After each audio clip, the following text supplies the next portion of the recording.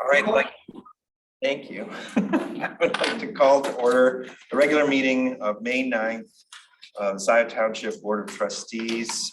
Please call the roll and then please join me in the Pledge of Allegiance. Hathaway. Present. Palmer. Present. Flintoft. Present. Brazeau. Present. Carey. Present. Noel. Present. Riser. Barely present. All here. All right, please join me in the Pledge of Allegiance.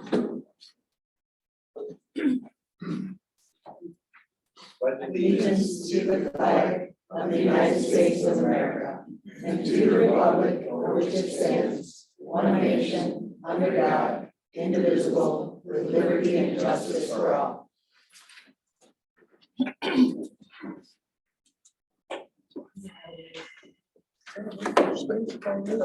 Our first item is adoption of the agenda, and I sent a message around to members of the board this afternoon that will remove item J3 from the agenda. And that is the possible action on the Washtenaw County Road Commission agreement for an additional downtown development authority project. This will give an opportunity for the Roads Advisory Committee and the Downtown Development Authority Board to work together on that project. The other thing I would like to do at this point is to remove items G8 and G10 from the consent agenda. Item G8 is the purchase of a lawnmower, and this would ordinarily be a non-discussion issue, but there's a choice to be made between two different kinds of technology for the lawnmower.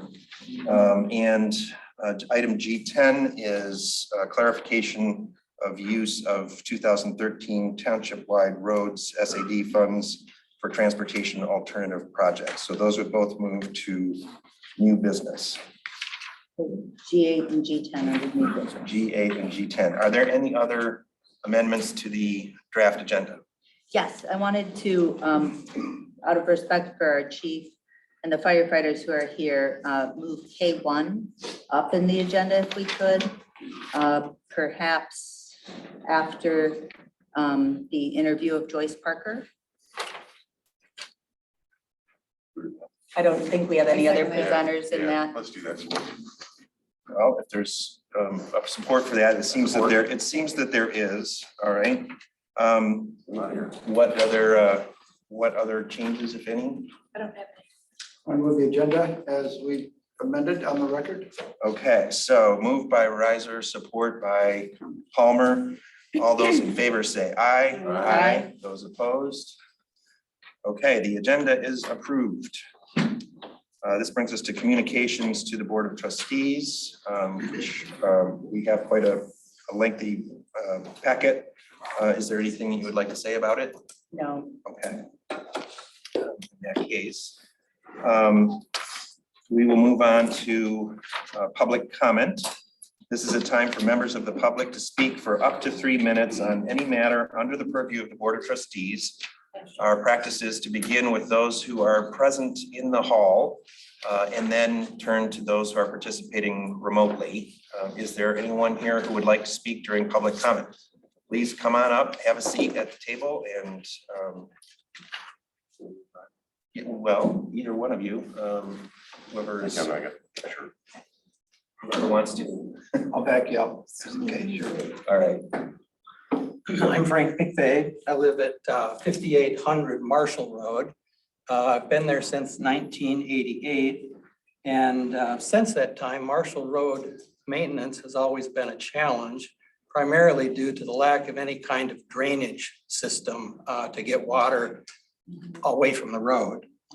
The side of the road has always acted as the drainage ditch. That's where the water goes and flows. Prior to the 2022 limestone application on Marshall, my driveway and the road met each other at a proper grade.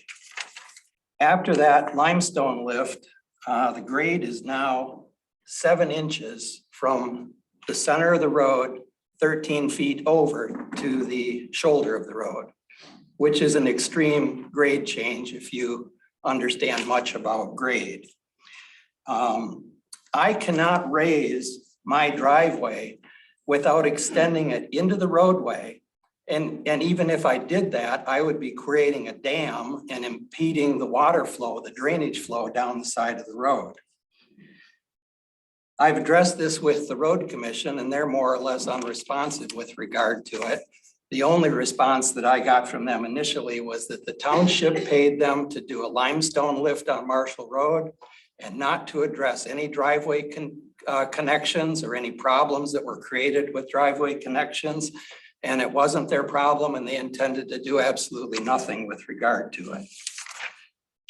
So in 3 minutes, I can't get into much of all the information I have regarding the situation. But since I can't go to the road commission for any discussions about a resolution, I'm asking for some direction from you of where I start within the township to take a closer look at this and come up with a solution. What is your address again? 5800. I share a driveway with the Kingsleys at 5730. It's west of Baker? Are you? West of Zeeb, about a quarter west of mile. Zeeb, okay, thank you.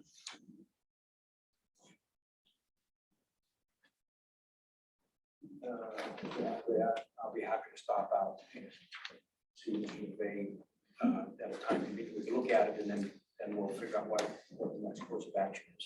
That'd be great. Thank you. Thanks, Mark. I'd like to go with you. 734. 646. 4995. Okay, thanks. Thank you, Mr. McVeigh. Hello, Dave Spicer, Scio Township residents. I have a couple things here. Some is about Heritage Woods, about the on-site sewer system. My wife had went online and found something or whatever on her phone, or whatever, and said there was a new agreement between the city of Ann Arbor and Scio Township that extends the sanitary sewage service through 2024 and adjusts the boundaries of the areas to be served. I was sort of wondering what those boundaries to be served are. And it also said that the agreement also provides options for successive 10-year terms through 2044. Take all the fear and possibly contamination out of the picture by demanding that the developer at Heritage Woods tie into the sewer system. To me, this only makes sense. And then I also found something else that was from Saline. And it said in a move towards neighborly solidarity, Saline Mayor Brian Morrow is voicing his support of the protest by township and county officials of a private wastewater treatment plant in Lodi Township. Private plan project is near a pending housing development by Red Equities LLC in a township that borders to the northwest corner of Saline. During a special meeting on June 16th, the Washtenaw Board of Commissioners voted 6-0 and urged the Michigan Department of Environmental, Great Lakes and Energy to deny the permit to the private developer for housing density and pollution concerns. That's just another one of our neighbors over here. Mr. Spicer, would you email your information to us, please? This one here that I just had, you mean Yeah, here? and there's something, the other thing that you were talking about, the. Oh, the one about the sewer, you mean? Yeah. What's our sewer agreement with Ann Arbor Is that, that we've had forever? It's not under negotiation or any changes. No. No, but it's also, it says that it's through 2024 or whatever. Then it said in here something about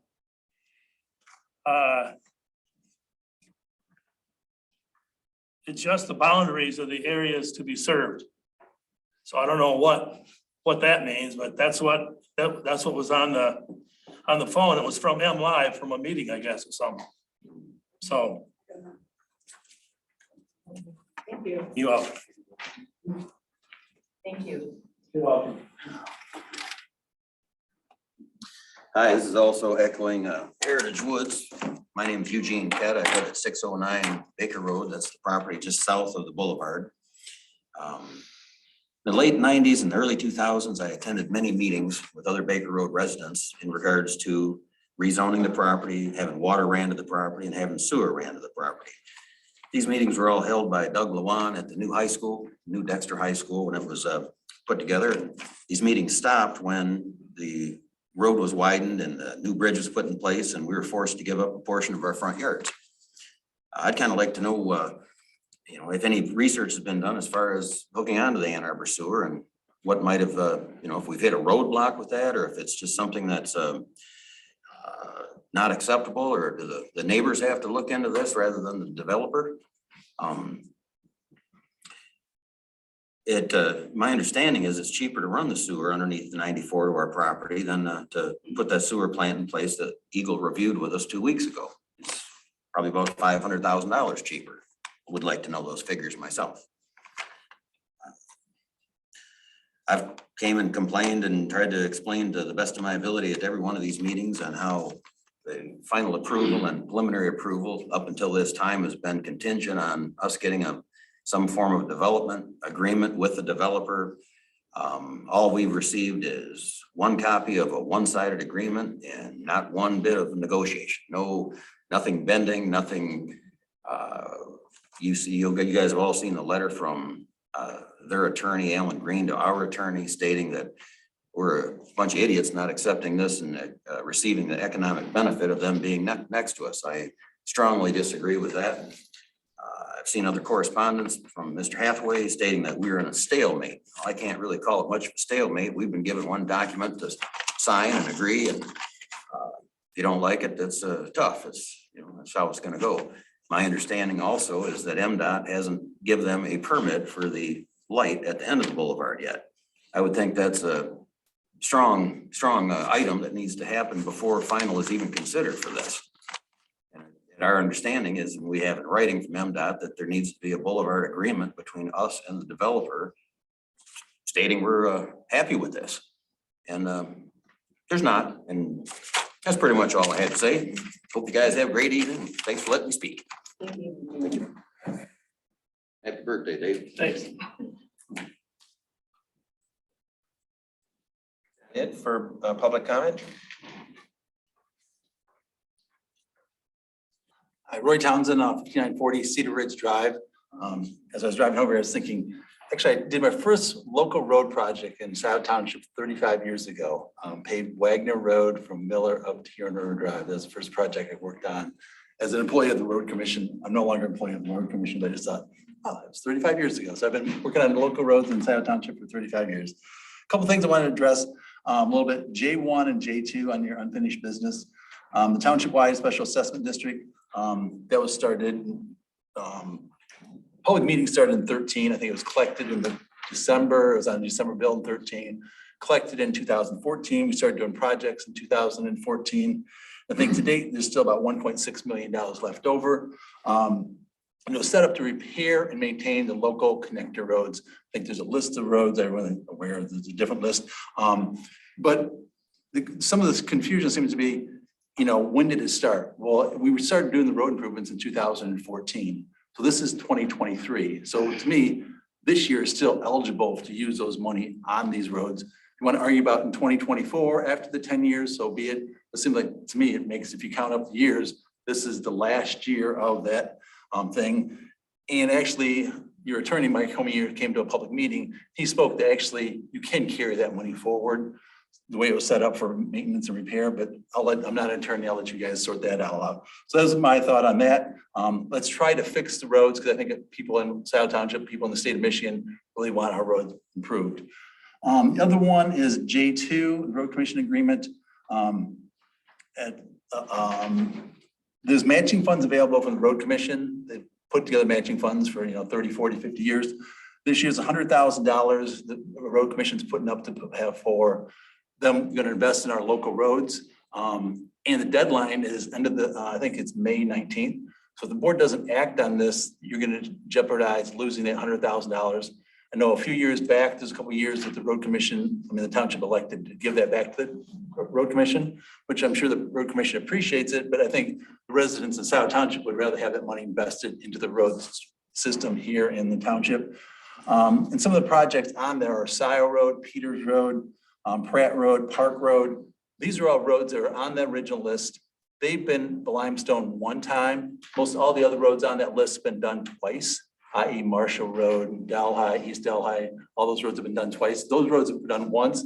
If you drive them, and which I have, The limestone's now below the surface of the edges, so the water can't get off the roads. I mean, roads works like a roof, but if you can't get the water off the road, it's just gonna sit in the road. So it needs that 4-inch lift to try to get the water off the road, those roads. So if you drive those, and those are some of the reasons. There's a spreadsheet that shows, why you're trying to do those road improvements every 5 to 7 years, because when you're grading the road. My 3 minutes? Okay, all right, thank you. Thank you, Brian.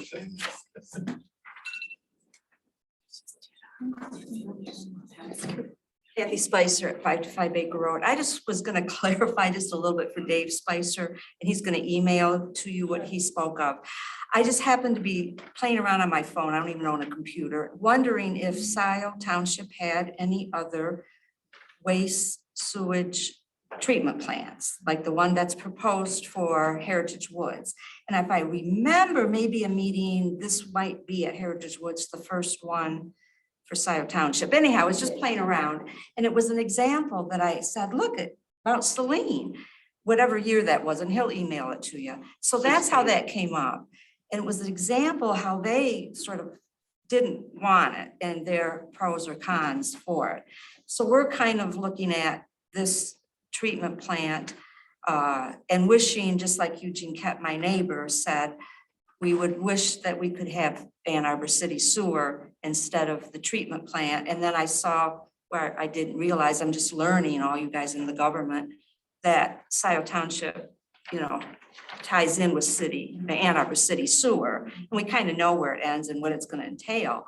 But it was just, that's why he brought that up as some examples. And I was interested, I was like, wow, some of that stuff I just didn't know. And especially where I'm not sure that Celine ever did put theirs in. So, we're just kind of pushing for something to help us residents that are involved with Heritage Woods, that we're getting no negotiation, we're not getting any help. The boulevard cutting us off, blocking us into a corner, degrading our property.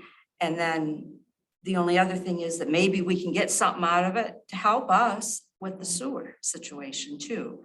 So I just thought since he mentioned me, that I'd explain how that happened. Thank you, Kathy.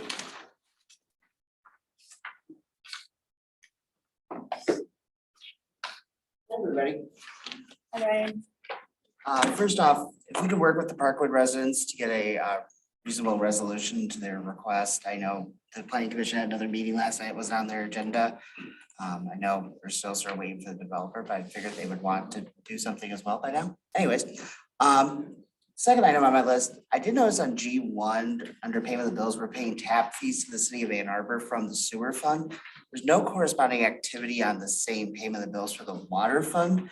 It doesn't show an inter-account transfer or anything else. So I'm actually curious if we paid them or have already paid them or paying them later for the water half of the tap fees. Paying them later. Okay. G5, thank you for filing the corrective action plan. Awesome. Very happy about that. Clerk Flintoff, I know in your report that BSA conversion is in process. Do they have an expected completion date when they're looking to have that hopefully wrapped up? Okay. No, I'd estimate 4 to 6 weeks. Okay. Ms. Parker, welcome to your first of hopefully many board meetings. They're fun. Thank you for moving K1 up so the chief can get out here a little bit earlier. I do encourage you to move forward with that, whatever funding source you ultimately identify. Trustee Brazeau, it's great to see you. The other thing that I don't know if Mr. Spicer was identifying this, but one of the things I found, and it was in discussion with someone else today, down in Lodi, there's a development that's proposing just south of the churches that are on Wagner Road there, right down by the mobile home park. There's 106 acres that's up for proposed rezoning. They're wanting to do a PUD. There's no sewer service out there. So they're proposing probably an on-site sewer eventually as well. So it might be something interesting for us to keep an eye on. But appreciate you guys' time. Have a great evening. Thank you, Ryan.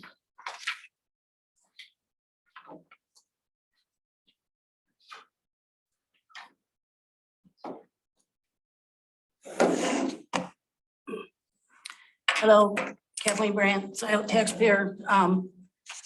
Good time to remember Abby, that he always talked about diversity in our township. I'd like to welcome Joyce Parker. I think that's significant. I am concerned about the high salary, though. I want to talk about roads tonight. So regarding refunding the $1.6 million, I want to call out some case law that directly is related to this. There's a case, Fluker versus City of Plymouth. A special assessment is a charge against property for a public improvement that confers a special benefit to that property, different than the benefit employed by the general public. So when we did this township-wide, many neighborhoods did not get any special benefit. Here's a longstanding court case from 1918, City of Lansing versus Jennison. It is the settled law that special assessments may be sustained upon the theory that the property assessed receives some special benefit from the improvement differing from the benefit of the general public that the general public enjoys. This is the foundation of the right to levy special assessments, and without such foundation, the right must fail. So longstanding court cases, settled case law. Here's another one. This is Blades versus Genesee County Drain District, 1965. If the special assessment exceeds this special benefit, it is taking of private property for public use without just compensation.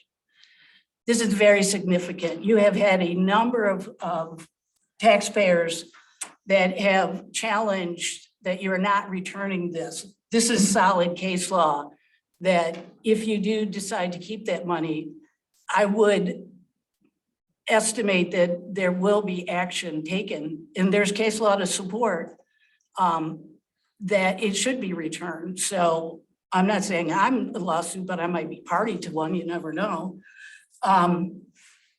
So that's significant. Roads. On the agenda for today is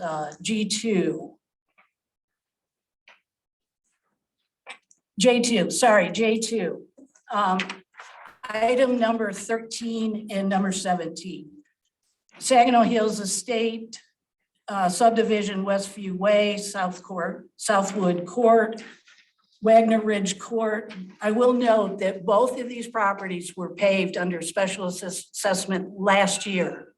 So can somebody explain to me why the township would be paying to put a covering on these? And also, so all of you trustees know, these lists that come from the Washtenaw County Road Commission, these are submitted by Roy Townsend. He picks the roads. He submits them to the Road Commission. Lots of these roads are not on what he claims are covered under the 2013 special assessment. I personally am not comfortable and dissatisfied with Roy Townsend always deciding which roads get paved, and no one should take legal advice for him on whether those funds should be returned and how long that period should last for. Thank you very much. Anyone else who would like to speak? Good evening, Alan Romano from Low Density Parkwood. I'll be very brief this evening. First off, wanted to thank Ryan for bringing Parkwood to the fore as far as, and other people 2 weeks ago, we had several people speak in Parkwood's behalf. And that was referencing your resolution that was passed unanimously on October 25th to bring at least a discussion of this 21021 going back to the Planning Commission. We certainly endorse that. When that comes to pass, we will have a spreadsheet which we've prepared with approximately 24 changes. The original conditional approval was made on March 14th of last year. And so we've had an adequate amount of time and 26, like I said, 24 different changes to the site plan over that period of time. And I might also add that kind of sums up the whole situation. And that is on that day, which was March 14th of last year, there were 17 site plan drawings. There are now 37 site plan drawings.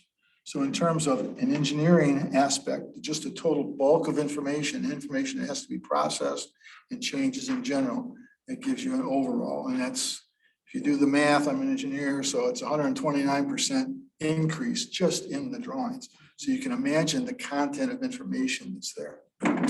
So I thank you for listening to me this evening. Thank you, Alan.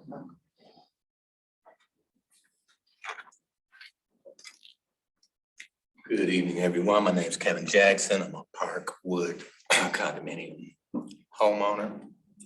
And I'd like to say that I don't envy any of you because of the responsibilities that you have accepted. But I do commend you for being dedicated to listening to residents and tending to the people's business.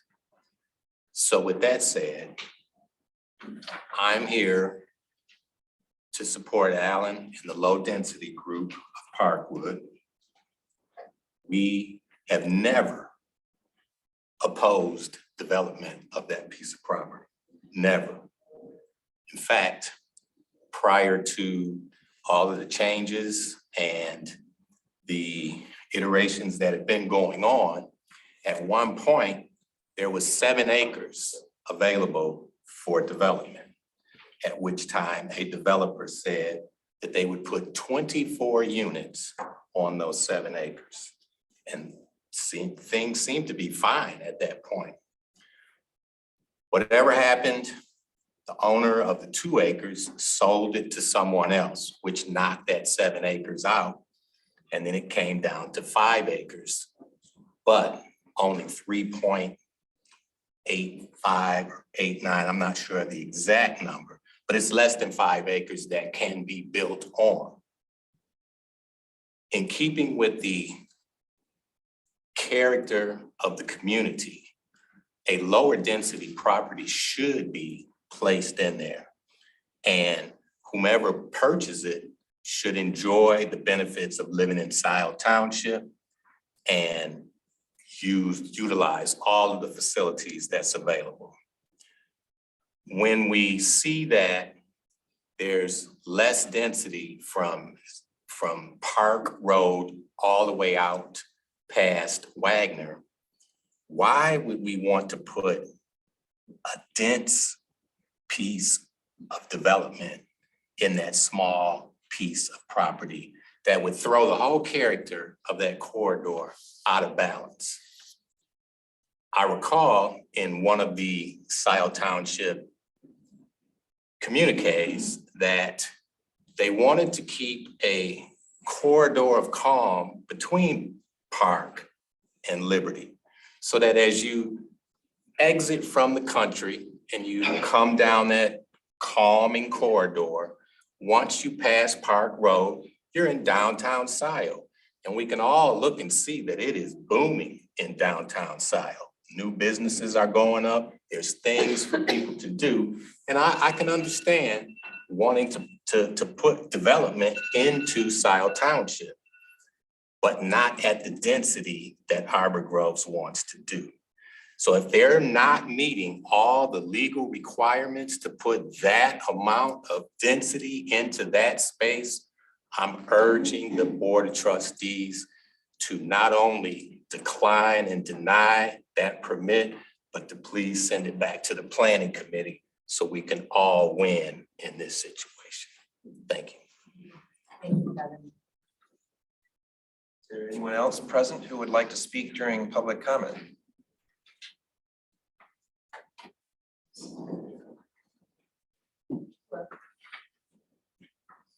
We have someone else.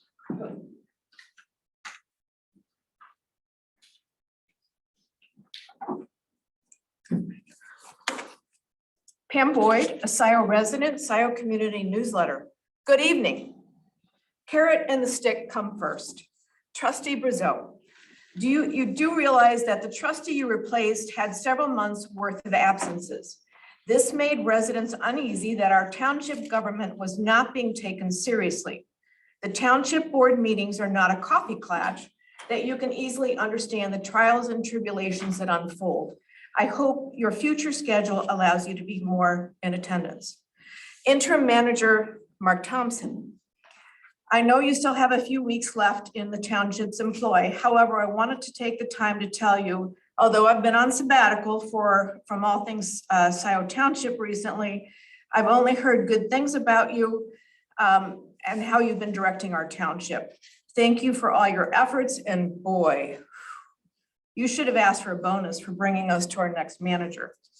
And to Joyce Parker, I like your resume. I see that you have worked for some municipalities that may not have been the easiest places to work for. Scio Township has good bones, but we have systemic problems. Scio needs a confident, firm hand that can create policies and procedures that will give us checks and balances that some on this board unfortunately can't agree on. You can count on a small group of residents to be very active in support of you, as we were with the previous administrator, David Rowley and Mark Thompson. I can't help it though. I need to touch on the cost of hiring you. That's quite a bit of compensation, but you know what? It's not really a surprise. Scio Township has a flashing sign reading, "Beware, beware," leaving very few applicants willing to deal with our dysfunction. In fact, one of our many attorneys has said he makes more money off of those such as ours, and boy, does he. Finally, I'd like the fund balance of the road SAD to be returned to residents of Scio. I don't see that the 10 years of this assessment that enhances the value of the property or simply increases its general market prices met that mark. This township promised something that it did not deliver on. Finally, speaking of the SADs, this board should think twice about voting on something that our next manager should have a hand in crafting. Some on this township board have a very, very bad habit of waiting until the last minute to bring forth financial needs. This township needs a healthy governing plan, not an, oops, we need to vote on this tonight because we didn't address it in a timely manner. Sorry, no time to research and discuss. Vote on it now. Thank you. Thank you, Dan. Anyone else who's present who would like to speak during public comment? If not, then let's turn to those who are participating remotely.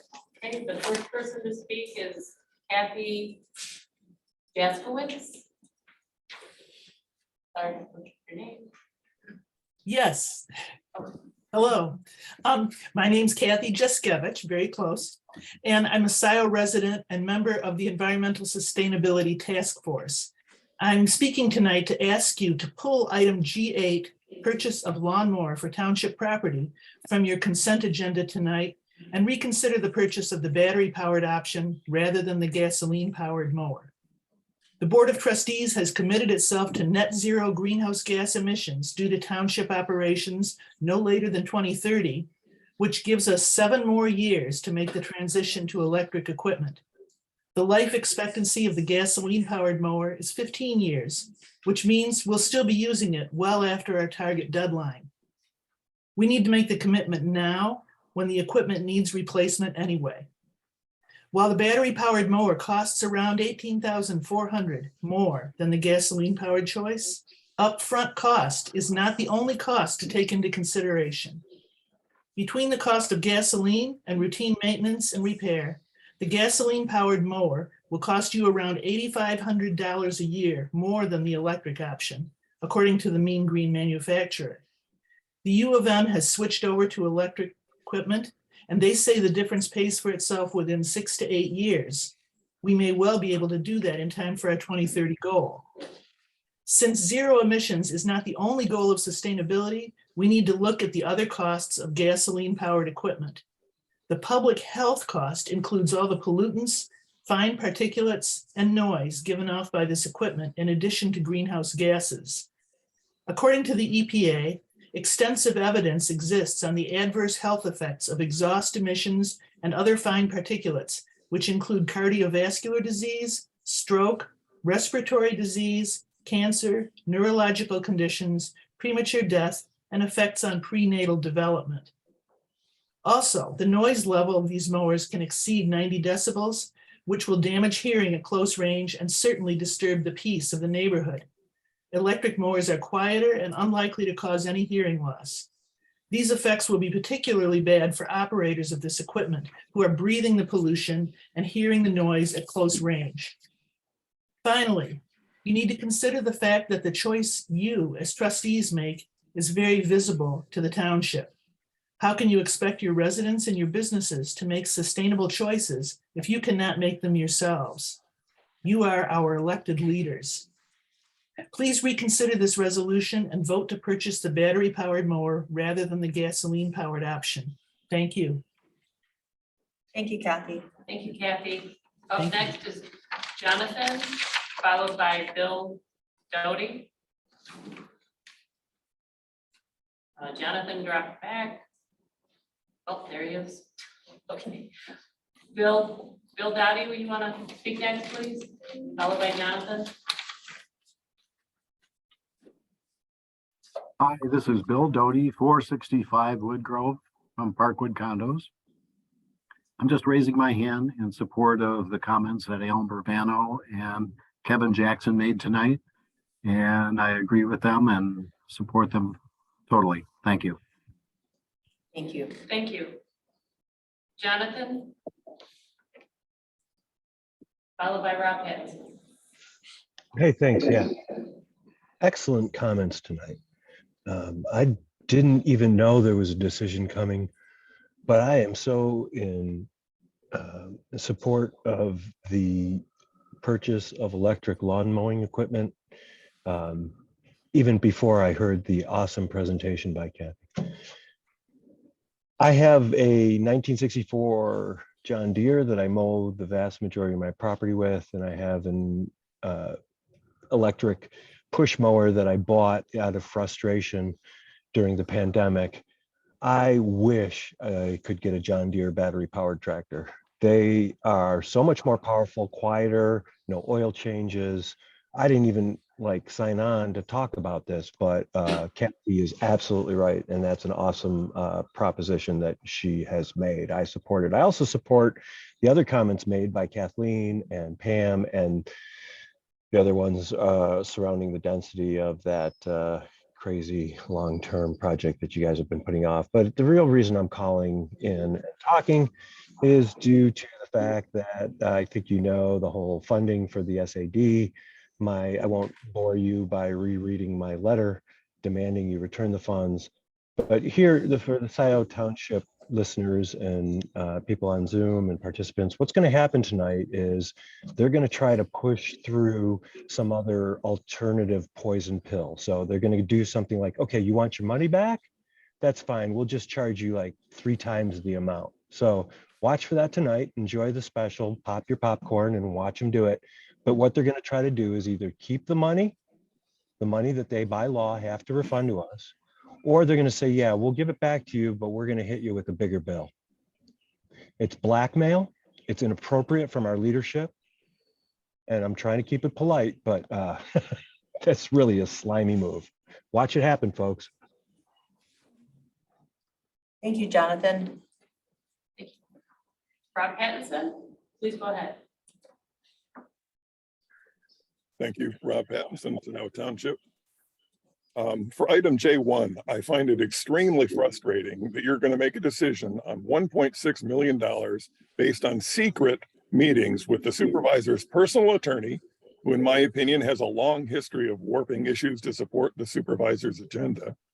Your closed session made it appear you were afraid of what residents would think of your discussions and made it appear you had something to hide. Until this latest scandal, the only, all capitals, only time the board went into closed session was for legal discussions related to court cases. There is no court case related to the township-wide SAD. Pause yet. Supervisor Hathaway, your response to David Spicer in the correspondence packet is beyond unacceptable. I can't believe you would just wash your hands of the situation that caused Mr. Spicer to have a stroke. In your response, you essentially refused to help him. When another developer wanted to build a project on Jackson Road, namely the Suburban Lithia Group, They paid some property owners over $700,000 for the parcels on West Delhi. Now the Heritage Woods developer wants to steamroll the homeowners on Baker Road, and you're happy to let that happen. That's unforgivable. Please assist these lifelong Scio residents in their battle against a hostile developer. To help you find the strength to do that, just remember how good it felt to sell 5 parcels to the University of Michigan for $1.2 million each. Now imagine how you would feel if they just took them through eminent domain, which they were prepared to do. That is how the residents on Baker Road feel right now. It is your duty as supervisor to help residents when a large corporation seeks to steamroll over them to make millions. I'm not asking you to get Heritage Woods to buy the Baker Road properties. I'm asking you to help the people on Baker Road live there in peace without worrying about being powerless as a large corporation takes advantage of them. I used the comparison of the suburban Lithia group to show the difference in approach to accomplishing a project. One was willing to do what it takes to work with the community. The other is willing to steamroll the community. You are all that is standing between these residents and a hostile developer. Mark Thompson, thank you very much tonight for the fast response to the Marshall Road resident. That is exactly the kind of service we need from this group. And Supervisor Hathaway, again, the look on your face when it was suggested to change the fire chief's report was very telling. For 2 years, we have been begging you to show respect to the people who serve Scio. Clearly, you are not capable of understanding that request, and the look on your face said it all. Thank you. Thank you, Rob. Thank you, Rob. I see no other hands raised at this time. Thank you. We'll move on to approval of minutes. There is one set of minutes that is from the regular meeting of April 25th. Are there any changes that anyone has to, or corrections anyone has for the draft minutes? The only one that I saw, and I'm not sure that this is a correction, it's a question. Which page? Is page 6. And the motion by Riser, support by Knoll to approve the consent agenda as presented. I'm not, maybe that's what the motion was. It's just, I think that we did change the consent agenda, so it wouldn't be technically as presented, Sure, but it as would be had amended. been amended. Yeah, I'll make that clear. Thank you, Will. Okay, if there aren't any other changes to the minutes, is someone prepared to I would move? move their approval. Moved by Riser, support by Brizo.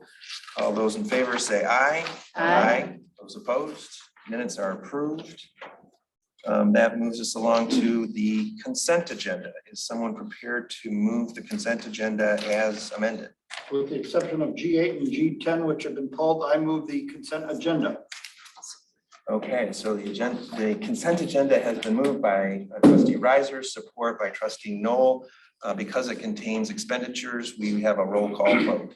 And tonight, the roll call will begin with our treasurer. Treasurer Palmer? Yes. Flintoff? Yes. Brizo?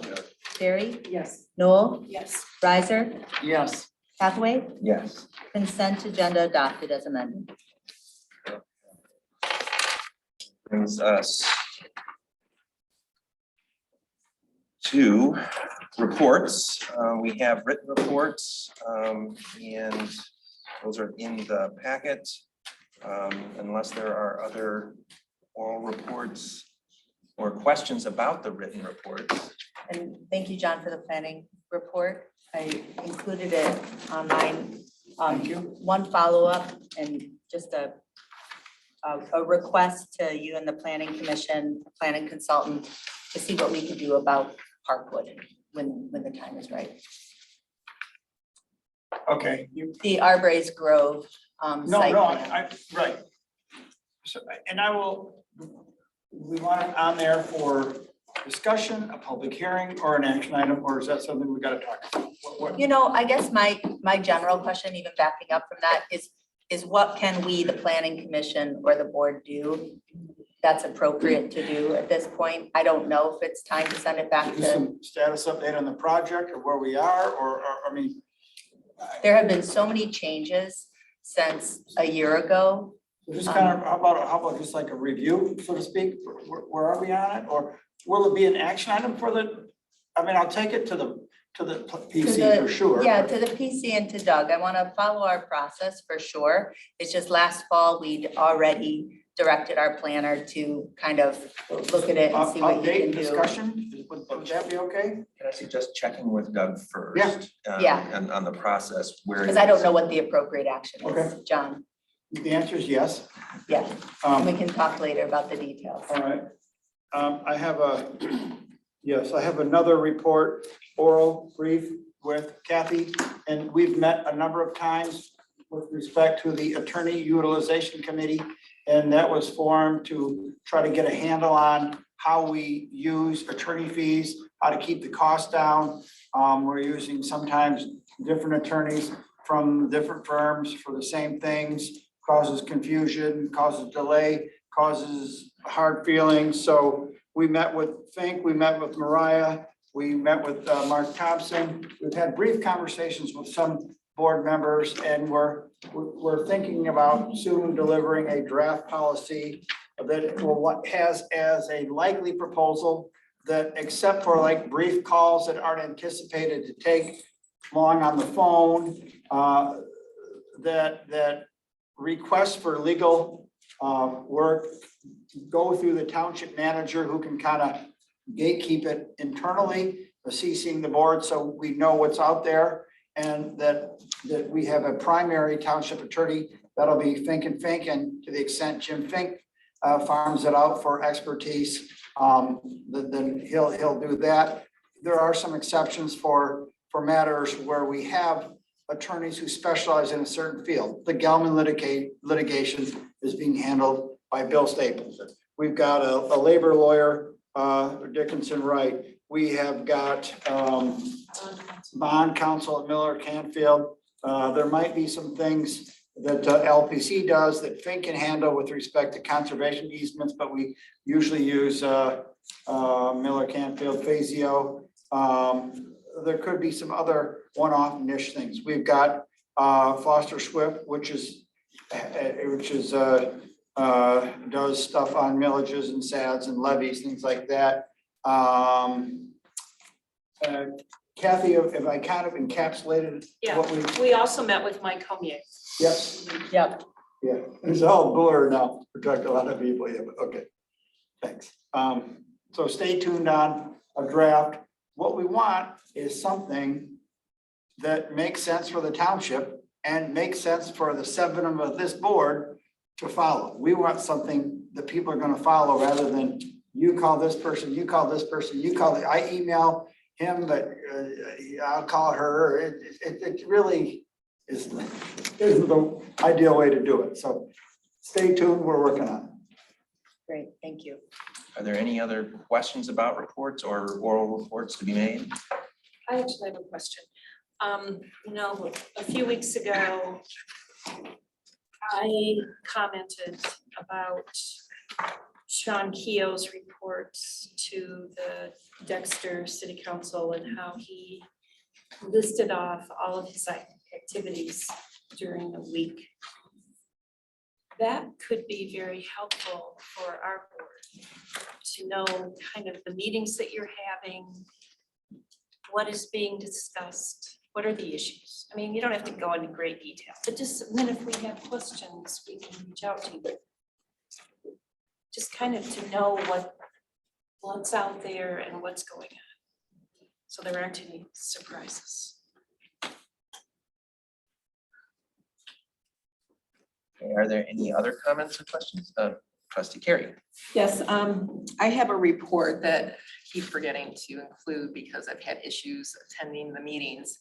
I am on the Washtenaw County Urban, I'm sorry, it's such a long name, Urban Development. Urban County Executive Committee. Yes, thank you. And so there's many of the municipalities belong to this, and we are allocated grants or grant money every year. But if we don't accept them, then it goes to another municipality, which I'm fine with. Well, Scio, since we have such a large, I'll get to it, so we have such a large revenue, we don't always qualify, so we just kind of let it go. But then recently I found out that there's two things. So there's certain things that we are able to use, ADA ramps for sidewalks. So I didn't know that. If I would have asked to have that money because we have some sidewalks. So for next year, and we can bank it up to 2 years. So that's really helpful if we don't have a project right then. But I would like to utilize that. And also, we did actually qualify for the Alpha House to help them, but then they found other funding. So I was kind of bummed that, we couldn't help because we just keep passing, to everybody else, which is fine. But I want to help people in our township as well. So that's one thing, wanted to share that. And I will have regular reports when, yeah. Also, regarding I read your report, Clerk Flintoff. And there's a lot of things that you say every report, and we're not addressing them or talking about them. So I do have a motion. Could I read a motion or submit? This has to do with the lawsuit. I move to make a motion to direct Township Attorney Jim Fink and Interim Manager Mark Thompson to jointly prepare a proposed resolution to appoint appropriate legal representation for the Board of Trustees in Scio Township Clerk versus Scio Township Board of Trustees, COA 363414, and to deliver the resolution to the board for consideration at the next Board of Trustees meeting on May 23rd, 2023. The reason why I'm bringing this forward is that the board has never appointed an attorney to this case. I don't know how, I went back, I can't find it. If I'm wrong, please, I would like that to be brought to the board. But we've never been briefed. There's emails here and there, and I read through some of the case and I disagree with some things. So anyway, I'm presenting this motion. Could I have it in writing? Yep. I will support. It's not, yeah. It is to appoint legal representation for the board. Yes, for the board to do so. To vote on that because we haven't. So And I would just note that I did send a letter to the board in April of last year, noting the conflicts that Township Attorney Mike Comier had and having given all the advice, so. So we have a motion by Carrie, support by Flintoff in the matter of Flintoff versus the Scio Township Board to appoint, explain it again. To direct Township Attorney Jim Fink and Interim Manager Mark Thompson to jointly prepare a proposed resolution to appoint appropriate legal representation for the Board of Trustees in Scio Clerk v. Scio Board, and to deliver the resolution to the board for consideration at the next Board of Trustee meeting on May 23rd.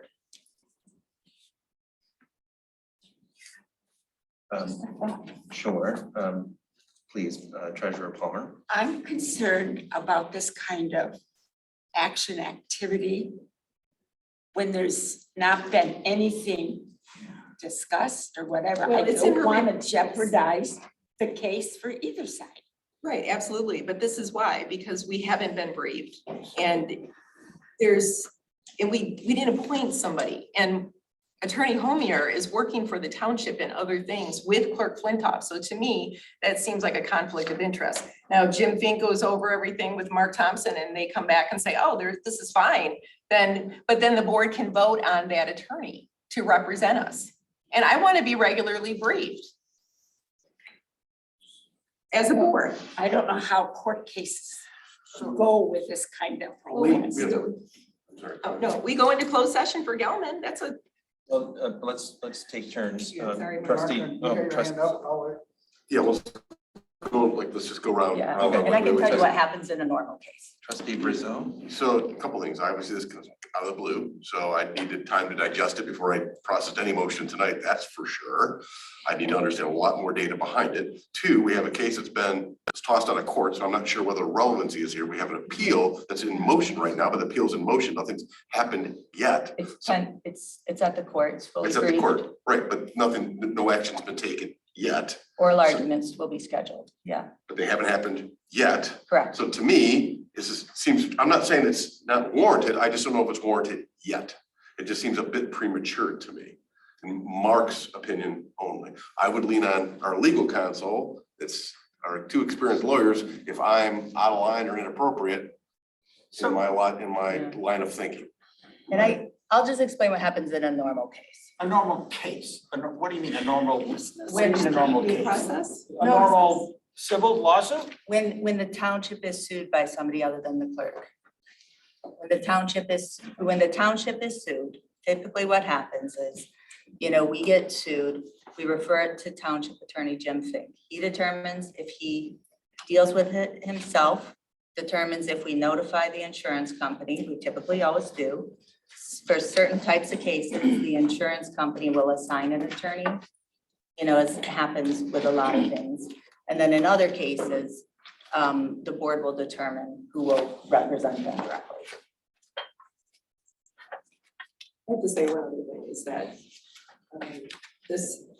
this just came to us, your report, and I know that you're busy and so if we would have had it on Thursday, I could have talked with Mark, sorry, Mark. But since this just came through and it got me thinking because we keep talking about, or you keep bringing this up over and over again. So I want to make sure we address this, but also residents that have issues that keep bringing it up over and over again and nothing happens. When is that the clerk's report? Yeah. When did that come? There was nothing to me at my desk before I left here. Go to the bank. Sorry, No, that's Okay, okay. spread out. This was posted on Friday. Friday, okay, I'm sorry, so that it was Thursday, but There's a lot of things in this report. you know what it is that it was there, but it wasn't printed with the packet on Thursday, so that's the problem, okay. I'm piecing things together, but I didn't get to read it until over the weekend, so it's not the clerk or anybody's fault. So. This is a substantive motion that's coming up in the middle of reports rather than under new business. Is Oh, I'm this the- sorry, I'm learning all of this as we go, I don't so. think, if you're sorry, then can it wait until new business or does it Sure. have to be done during reports? That's number one. Two, like, I feel that this is really being sprung on us. I'm relatively new to this, this motion is being sprung. on us. Okay, the motion. I don't have a copy of a motion. I mean, a motion that this important, did you email it to us or did you just No, I bring didn't because one I did it copy? today, I'm sorry. You bring it, again, you're sorry, but you're bringing one copy of a motion that wants to potentially change litigation, who's defending us, this board in a township. And when was the complaint filed? And this- April of 2022 and revised in May And I of wasn't on the board 2022. then. Right, so my point is. And I have brought this we're up to about the a- board. We're about a year into this litigation. We received a motion for summary disposition in our favor with a dismissal, as trustee Brazo referred to. The matter's been in front of the, it's now being appealed to the Court of Appeals. There have been pleadings filed. I assume that we've been paying the bills. I didn't choose Foster Swift or for. Neither did the board. But wouldn't the prudent thing to do to officially choose Foster Swift to continue defending the township? Well, we never chose him to represent the board. It's, if you can find a motion or a resolution The for board never that. took action on it. That's. Yeah, and I have brought this up. I asked to I'm be brief. inclined, just I'm FYI. inclined Okay, to vote this down and to make my own motion that the board continue using Foster Swift unless and until our primary attorney recommends someone else in our defense. Okay, then how does the primary attorney do that for us? No one's asked the But primary by- attorney's opinion. That's what I'm asking for.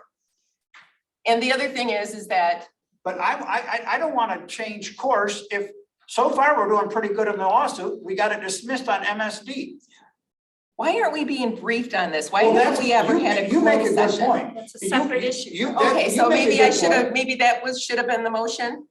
You guys, it's clearly. And I have brought this up before and it was just dismissed. And Like, it's, I didn't even say anything. it's a an couple times. it's awkward to have the person who's bringing the lawsuit as the seconding to the motion that you have about who should, I mean, This it's isn't about who should represent John. just an awkward Just- appearance.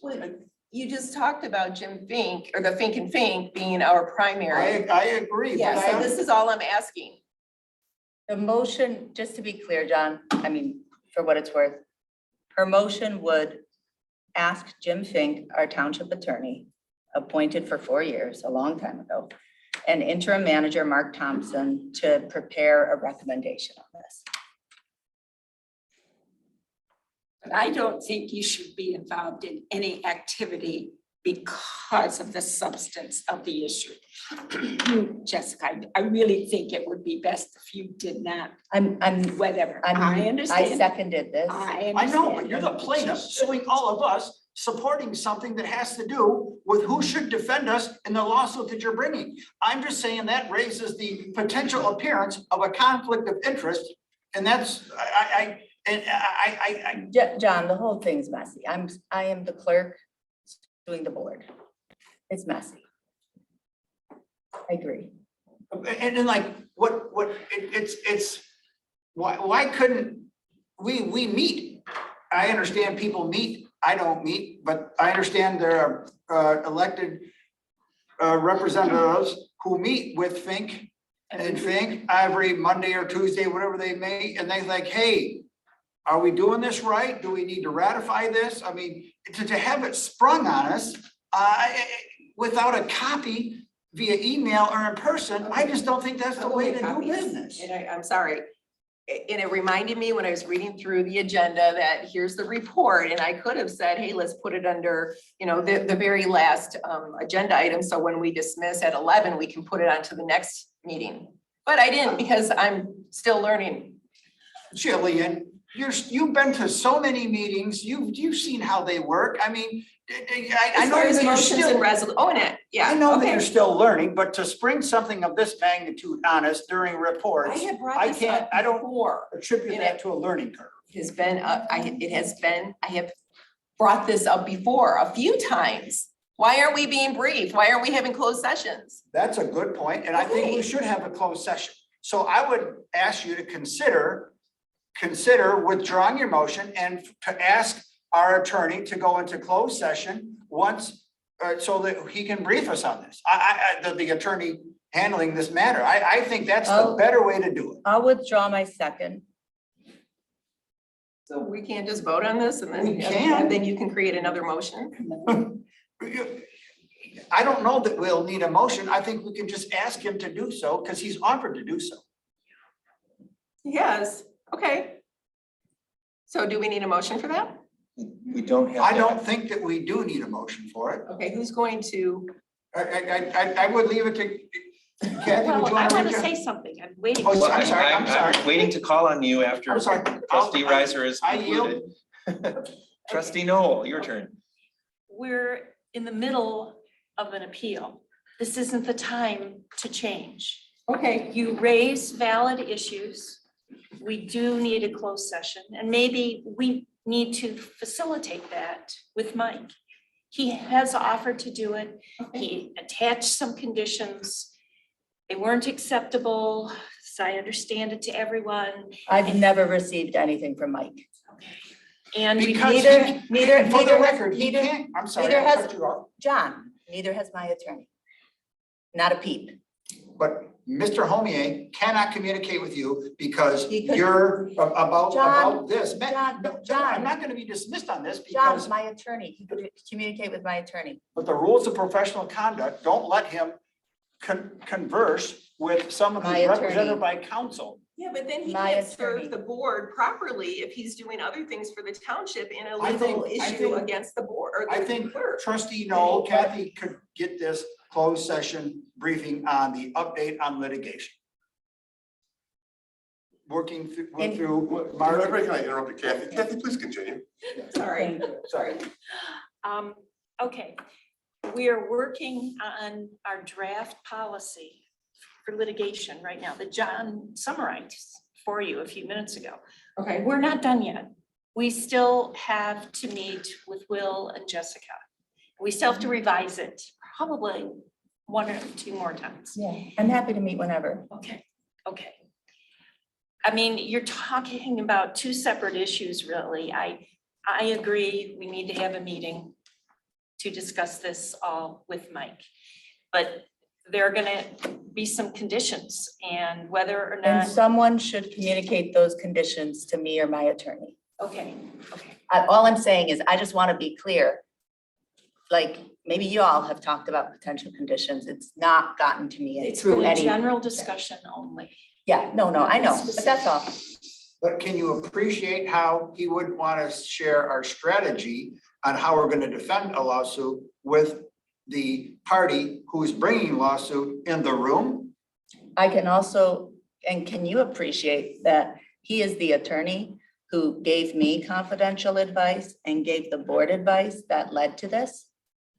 And my unresolved letter from April of 2022 about the conflict that he has? We can let those sit as All right, so we've gone. rhetorical. We've gone around. I haven't spoken yet. I want to make a brief point and then suggest that we turn this over to our township manager to talk with Mike Homier about scheduling a time for a closed session and what the conditions would be so that we can begin to work out those details.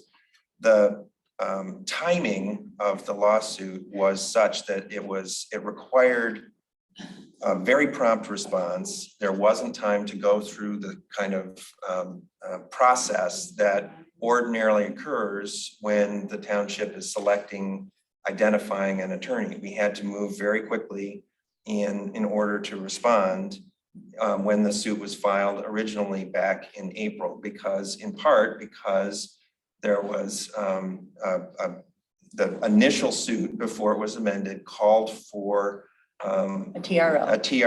Thank you, a temporary restraining order, and that required an immediate response. So we had to move very quickly. That is part of the reason why we moved so quickly and why we maybe skipped a step, I guess, that would ordinarily occur where there was a selection and approval of an attorney.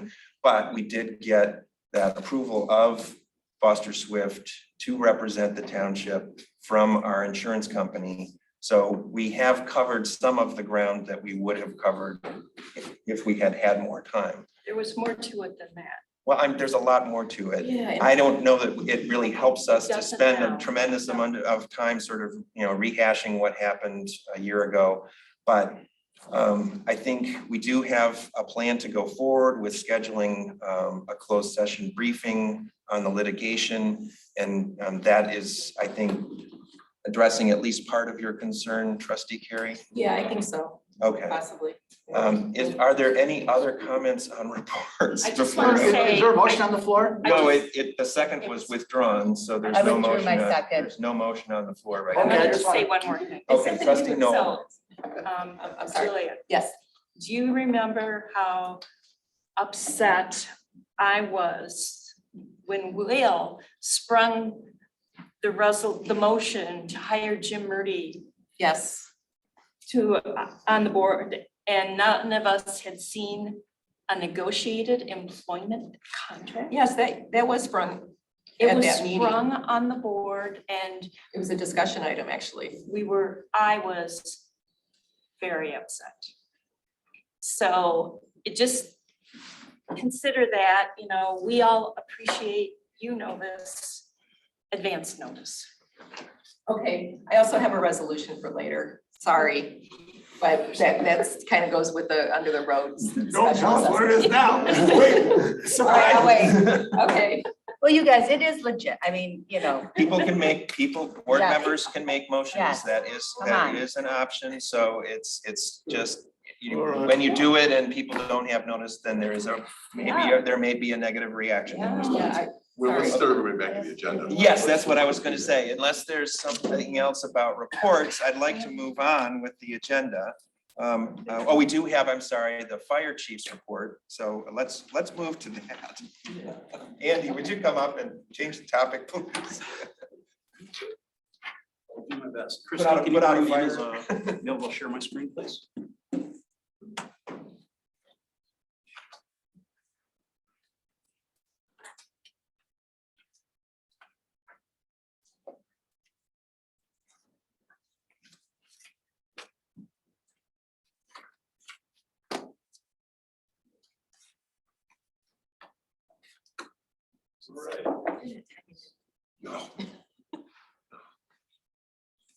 Thank you, board, for the opportunity. I'll talk to you real briefly about our first quarter of the year. February being our busiest month, 182 calls. A lot of that relates to the ice storm that occurred in February. Your department went on quite a few calls during that storm. I got a just brief commentary on that in a bit. Mutual aid responses, we requested mutual aid 16 times and gave mutual aid 16 times. So pretty reciprocal there with our neighbors. Several major incidents. I'll just talk about a couple of them on sorry, I gotta move my thing here. January 20th, Maynard Street in Ann Arbor City, third alarm commercial structure fire. I think most of you probably already heard that, but our crews got called out pretty early in the morning and stayed through noon that day. They lost a couple of businesses in a downtown area. February 15th, we assisted Salem Township on Godfredson Road. Many of you know Carl's Cabin. They had the fire wasn't significant to the inside of the building, but due to the work of all the firefighters involved, including our folks, they were able to keep that building standing, and it's undergoing renovations. Ice storm of February 22 and 23. We received probably 90 calls during a couple of days of that ice storm. As the dust settled and we were able to categorize them all, many were duplicate calls. For example, a neighbor on one side of the street would see a transformer explode and you get 3 calls because it was in the backyard. And when we narrowed it down, we're probably about 75 calls just due to the ice storm. Power lines down, trees fire, vehicle accidents, among others. In addition to that, we responded to 2 mutual aid structure fires during that time period as well. They don't have origin and cause, but speculation is, as the calls were coming out, hey, our power just turned back on and now our house is on fire. So I would attribute those generally to that ice storm as well. Polo Fields Drive, we responded to a structure fire on Polo Fields Clubhouse. They had stored combustibles too close to a furnace. Fortunately, that area was sprinkled. The sprinkler contained the fire. We went in and ensured extinguishment, secured the water to prevent more damage, and then ventilated the structure of smoke. Most of you probably didn't even notice that. It was a pretty minor fire, but had major potential there. March 22nd, we responded to a serious motorcycle accident here on River Drive. A gentleman reports where he was driving at a high rate of speed on his motorcycle. Lost control and was seriously injured. However, that's that time of year when we don't anticipate motorcycles being out, but as soon as the weather gets nice, everybody gets out. So just a good reminder to keep an eye out for motorcycles this time of year. Our total average response time, 12 minutes, 29 seconds. That is high. And I think that's due to our data related to the ice storm. As we're getting multiple calls, our staff was prioritizing calls. And one call would come in one section of the township, and one call would come in another section. And then and instead of going from call to call as they came in, they would handle calls as they moved through the township. So some calls had longer response times due to that. But it made sense to handle the call that was 3 blocks over rather than drive 4 miles and come back. And I'm assuming that was the same for other municipalities. Every municipality, yeah. Training hours, in our first quarter, we got about 530 hours of training. And responses per zone. We divide the township into 3 sections, section 1 being the north and northeast section, section 2 being the southeast corner, and section 3 being the west and southwest. 152, or most calls the south and southwest section of the township. And I was throwing a heat map for you, just to see where we're actually going. And you've heard me say this many times, but in areas of higher population density, we have higher numbers of calls. And this map of where we respond to bears that out. With that, any questions the board may have, I'd be happy to answer. Thank you for your report. I just had a question. I know you pay attention a lot to what's happening with other departments. Recently, the CAFA proposal was, the Chelsea Area Fire Authority proposal was renewed. What was your kind of reflections on that? What they asked for, what they need? They're looking to do some expansion as well. So I think this will get them through to a time where they can build another building and add some staffing. But yeah, that was overwhelmingly supported by members in that area.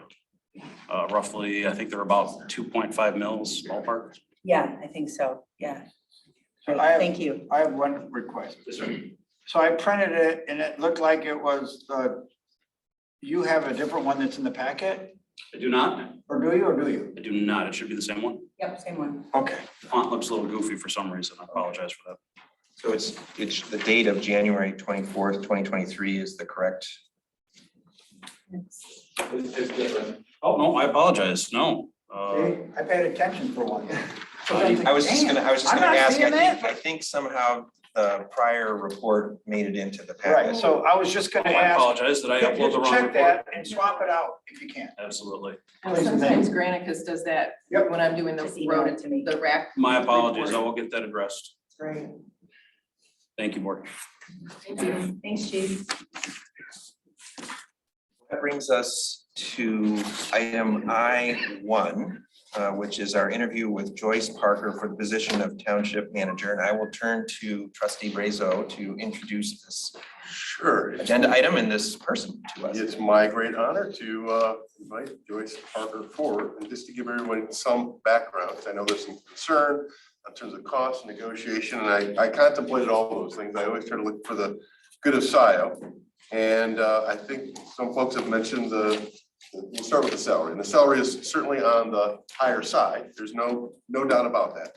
But I contemplated a few things. First off, I did talk about this to an extent with Amy Selson. Amy, what is the general range that we see for this type of job? And the salary range certainly falls on the high end of the scale. Given that Joyce Parker is local, given that her breadth and depth of experience is extent, given I think that Ms. Boyd said it perfectly, right? The little bit of psycho township that we all know that exists, right? The degree of risk that she has taken. I think she's coming in with open eyes. We've been transparent. I think it's fair to everyone. That salary felt reasonable, justified, given those sets of conditions. The other terms and conditions both of us negotiated on. So Joyce did some bending, we did some bending. I think we came out to what I would consider a very reasonable set of benefits, given the existing benefit package that exists today, given her experience, given all the other assets I think she brings to the table.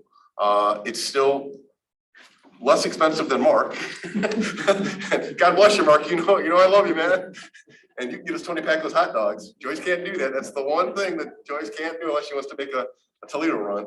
But again, considering all those various data points, that seemed like a fair and reasonable proposition. And I'd say that Joyce and I had multiple conversations on multiple occasions to come to the package that we have today. That was presented to our legal counsel for them to draft the terms and conditions of that letter. So that was not me. That was our attorney counsel, which I then in turn shared with you folks. So all our legal I's are dotted and T's are crossed. Thank you for your work. So with that, I'll turn it over. I've interviewed Joyce a lot.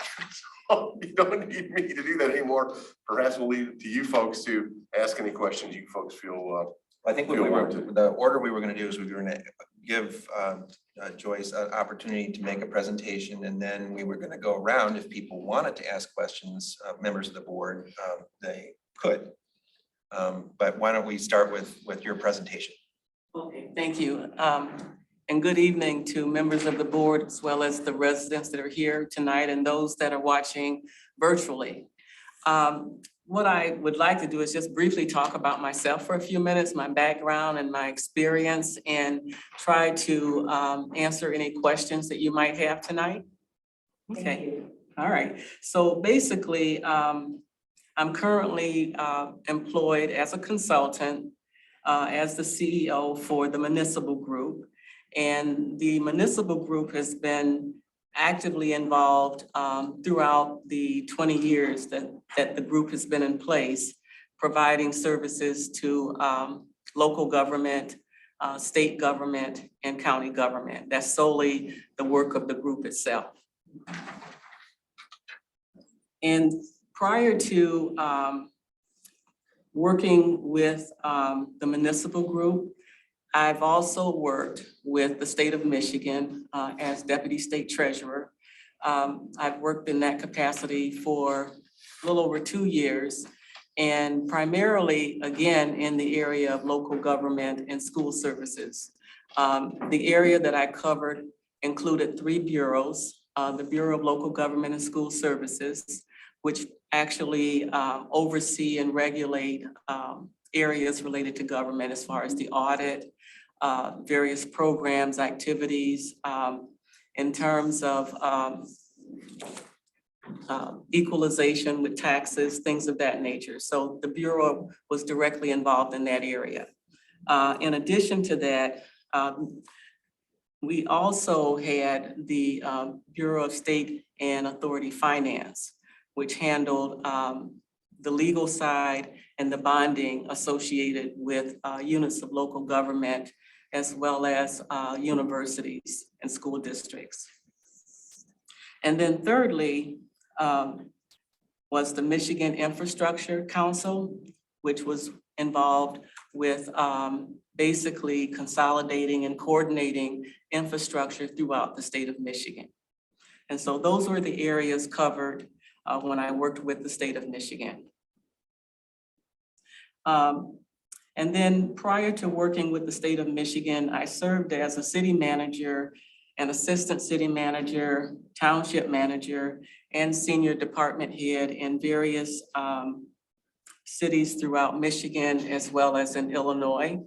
And I did that for approximately 20 years in various locations.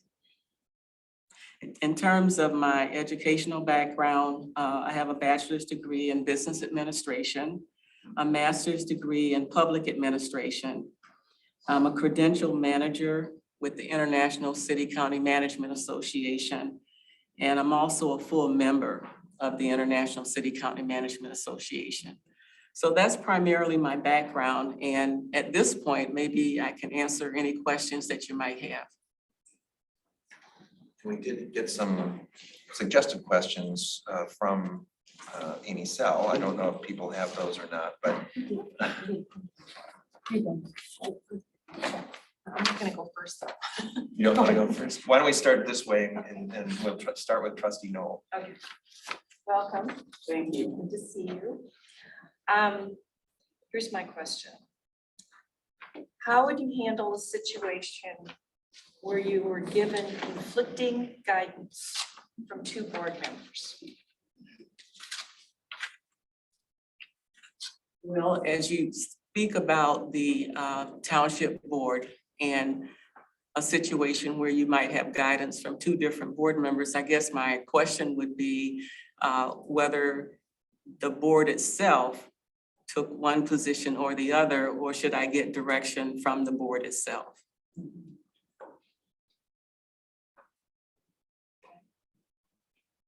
And did you want me to elaborate a little bit more? Why don't you elaborate a little more? Okay, all right. So the reason why I state that is because it's my understanding, especially working as a township manager, you work for the Board of Trustees.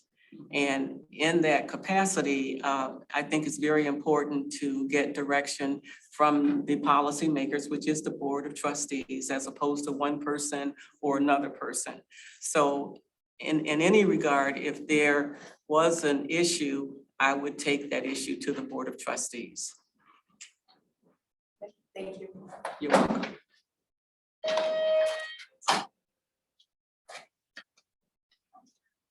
I mean, I had the pleasure of interviewing you on April 20th, 23 for quite some time over the phone, so I'm all set. I guess the question that I have is two things. As you can see, there can be some tension on this board. We've got litigation that's awkward, that someday, knock on wood, it'll be behind us, one way or the other, win, lose, or draw. But there are things, it can be difficult on these meetings. We sometimes go pretty late. How are you at coming into a situation where there could be factions, or when people don't play as nicely together as they should? How are you coming into that situation? And the second question I'm going to get at is finance.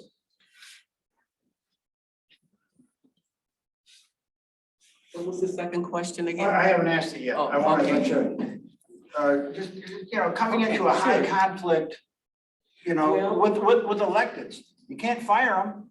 And, they're elected and they've got 2 years, and some of them will be elected again, and some of them may or may not. And so you just gotta push through and deal with it and wrangle, and, how do you bring peace, coalition, harmony to a board that sometimes has more tension than it should?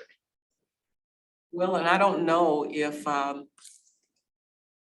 we would actually reach a point where there's always harmony, because that may not be realistic. But I think, to me, the goal should be one of placing the township first and acting on issues that are in the best interest of the township.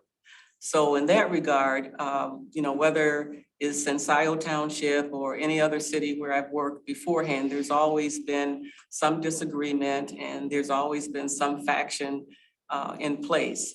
But I think the overriding consideration is what is in the best interest of the township and what is my role in that process. And so in that regard, again, in terms of direction, I would focus primarily on working with the entire board. I think the actions that take place will be actions by the board. I certainly would reach out to each and every one of you to discuss, just in terms of communication, getting information to everyone, what might be the best approach in doing that. But I think, to me, the primary motivator would be to look at what works best for the township. And I think that's why you guys were elected to office. And I think from my perspective, as an administrator, it's my responsibility to make sure that you're informed, so that if you make decisions, you have all of the information necessary to make good, sound decisions. And I won't ask a second question, but if I did, it would have been about finance and how you'd work with the finance. So I'll yield to gentle lady on my right. Left. Well, all I'm going to say is I've worked with this lady before, and I was glad to see her name. And how soon can you start? Really? She worked with the township, it's what, 10, 12? Yes, several, it's been, I'm thinking maybe 5 to 7 years ago. I worked with the township related to recruitment of your township manager. Yes. So I was excited when I saw her name. Which manager? Bryce. Was it Bryce or was You it the worked one with before Jack. that? Pardon? Jack Knowles? Yes, I think it was Jack Knowles. Mhm.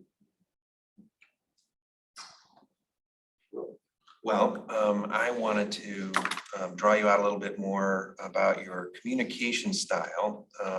And you touched on that a little bit, but can you give us some sort of concrete examples of things that you might do to help keep the board informed and prepared in the way that you were describing? Thank you. So to a great extent, I consider myself very inclusive and transparent. I think it makes life a lot easier for everyone that's involved. In the capacity as township manager, I would reach out to each one of you individually to talk about communication and what might be the best approach, recognizing that everyone doesn't necessarily communicate the same way. So my goal would be one of making sure that I'm able to work with you individually to make sure that you get the information that you need.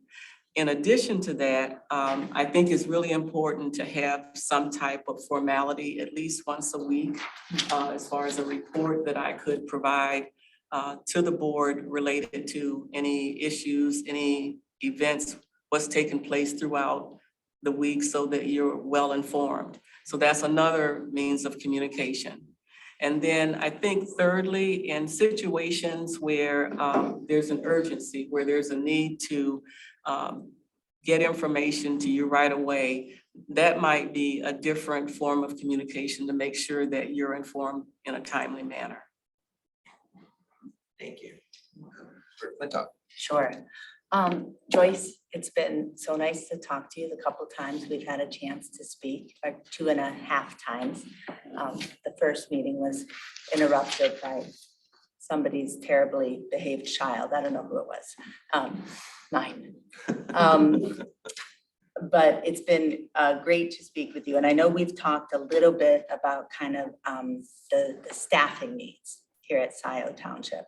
So I wanted to ask you, generally speaking, how would you approach the recruitment, retention, and development of staff here? Well, part of what I would do coming on board, and I had mentioned this individually with some of the board members, is actually having a 90-day plan in place that include an opportunity to listen and to learn. I think that's very important coming into an organization. And that would be my focal point, really spending time with the staff members, getting a better understanding of the work that they're doing, what their challenges are, what are the resources that are necessary. So part of that 90-day period would really be conducting an assessment so that I have a better understanding of how you operate, what your issues are, and what are some of the solutions. And then closer to the end of that period, I would provide to the board a report from that assessment and recommendations on areas that need to be addressed and what type of a plan could be implemented. And I would anticipate that those recommendations might also be recommendations for particular positions or other resources that might be needed. Absolutely. Okay, great. So I was going to make a few comments because I made some commitments to Joyce about us as a team. And so I'm going to, just a couple of comments. And you're right, there is some dysfunction, but I think it's because of passion. I don't think there's a lack of passion. Again, I come from an Italian family. It's like I'm always just coming home here every time I have a board meeting. That's just what it feels like.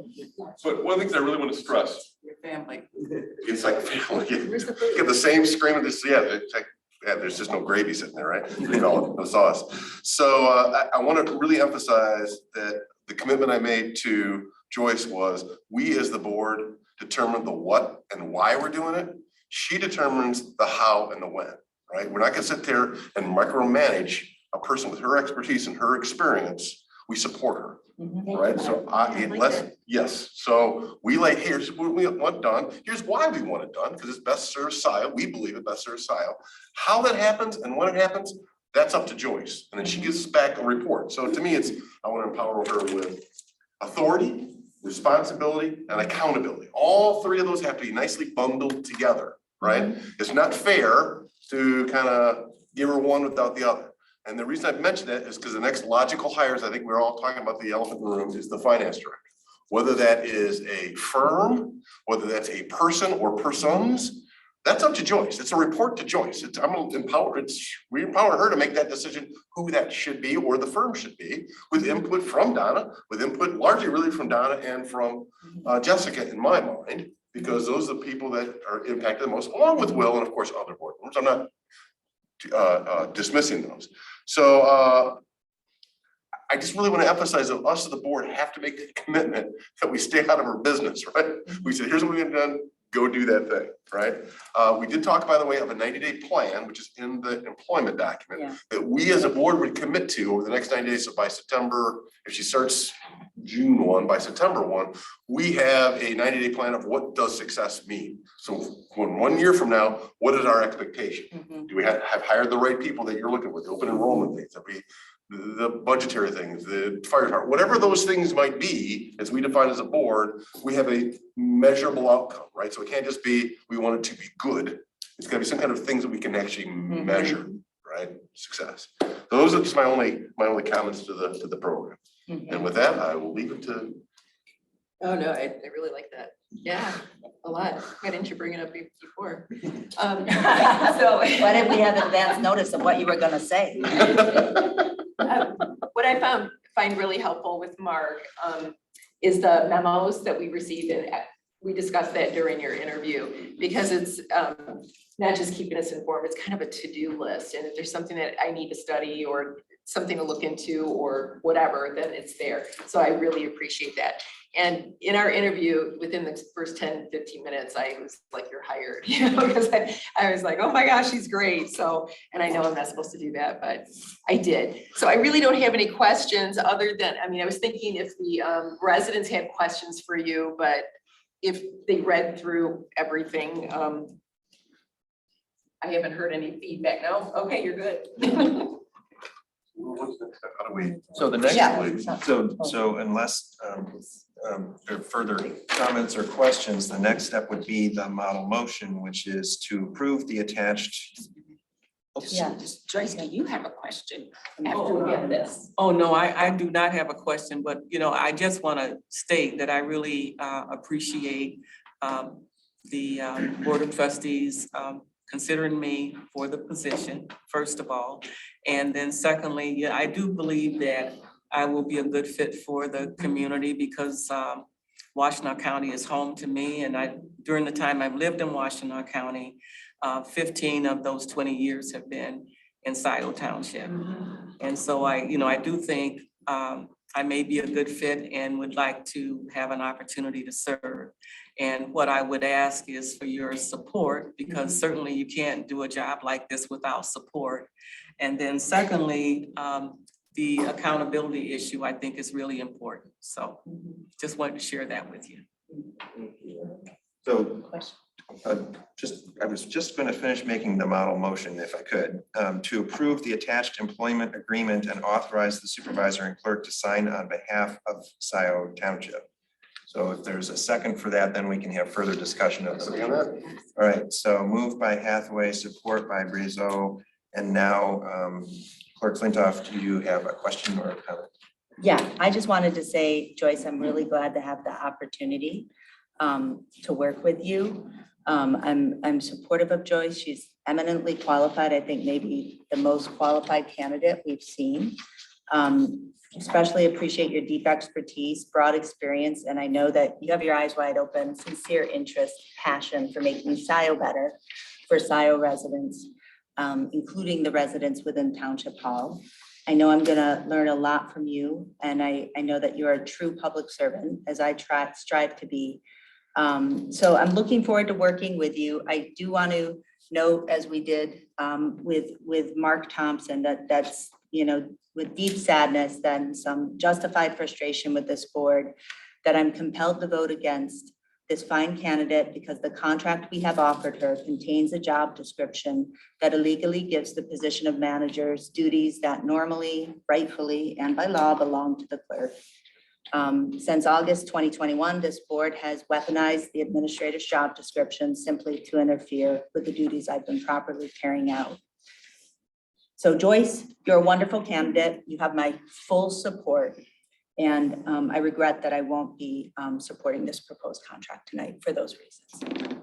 Are there other comments from other members of the board? One question or clarification I had, and I did put this in the communication when I sent the draft employment agreement. I believe that we have a step that will still occur unless I'm wrong. No, there's no, Oh, I'm sorry, a conditional, Mark, was is, there any conditions, background or anything?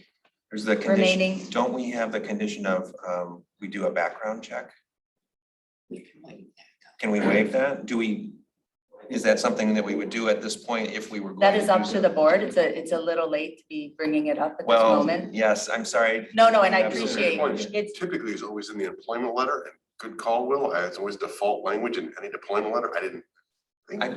There is it isn't mentioned in the employment letter. I put it in there when we conveyed Okay, so the agreement. So it's out there, but it's up to the board whether to conduct that or whether to waive it. Could we just add a condition, assuming she passes the background check? Well, that would be the normal thing to do. yes, Yeah. let's do that. I think it's important to treat all Yeah, all employees. All right, the same. I wanted to make sure that we were doing this clearly and Thank with you, clear Will. understanding. Joyce wanted to say something. Oh, I was just going to state that with Amy Sell, I believe she conducted a background check. She did. Okay. That And is true. so that may be available to you. She did. That may be adequate. So it may be that we don't need to do anything further, but We could just say subject to a background check and then If it's done, it's who done. does it and how it does, then we're covered. Yep, Okay. all right. agreed. Okay, so that would be, make that that's friendly. in the letter that conveyed the employment agreement, so I don't know that we need to state it further than that. Is there any other further comment, or are we ready to call the roll? I think we're ready to call the roll. Okay, Palmer, Yes. Flintoff, no? Peugeot, Yes. Carrie, Yes. Noel, Yes. Riser, Yes. Hathaway, Yes. motion passes 6-1. Congratulations. Thank you. Welcome.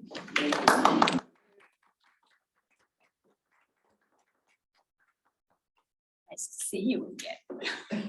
Should we take a brief break at this Yeah, point? sounds great. I know we moved up the other agenda item, but we've only got one member of the fire department waiting, so.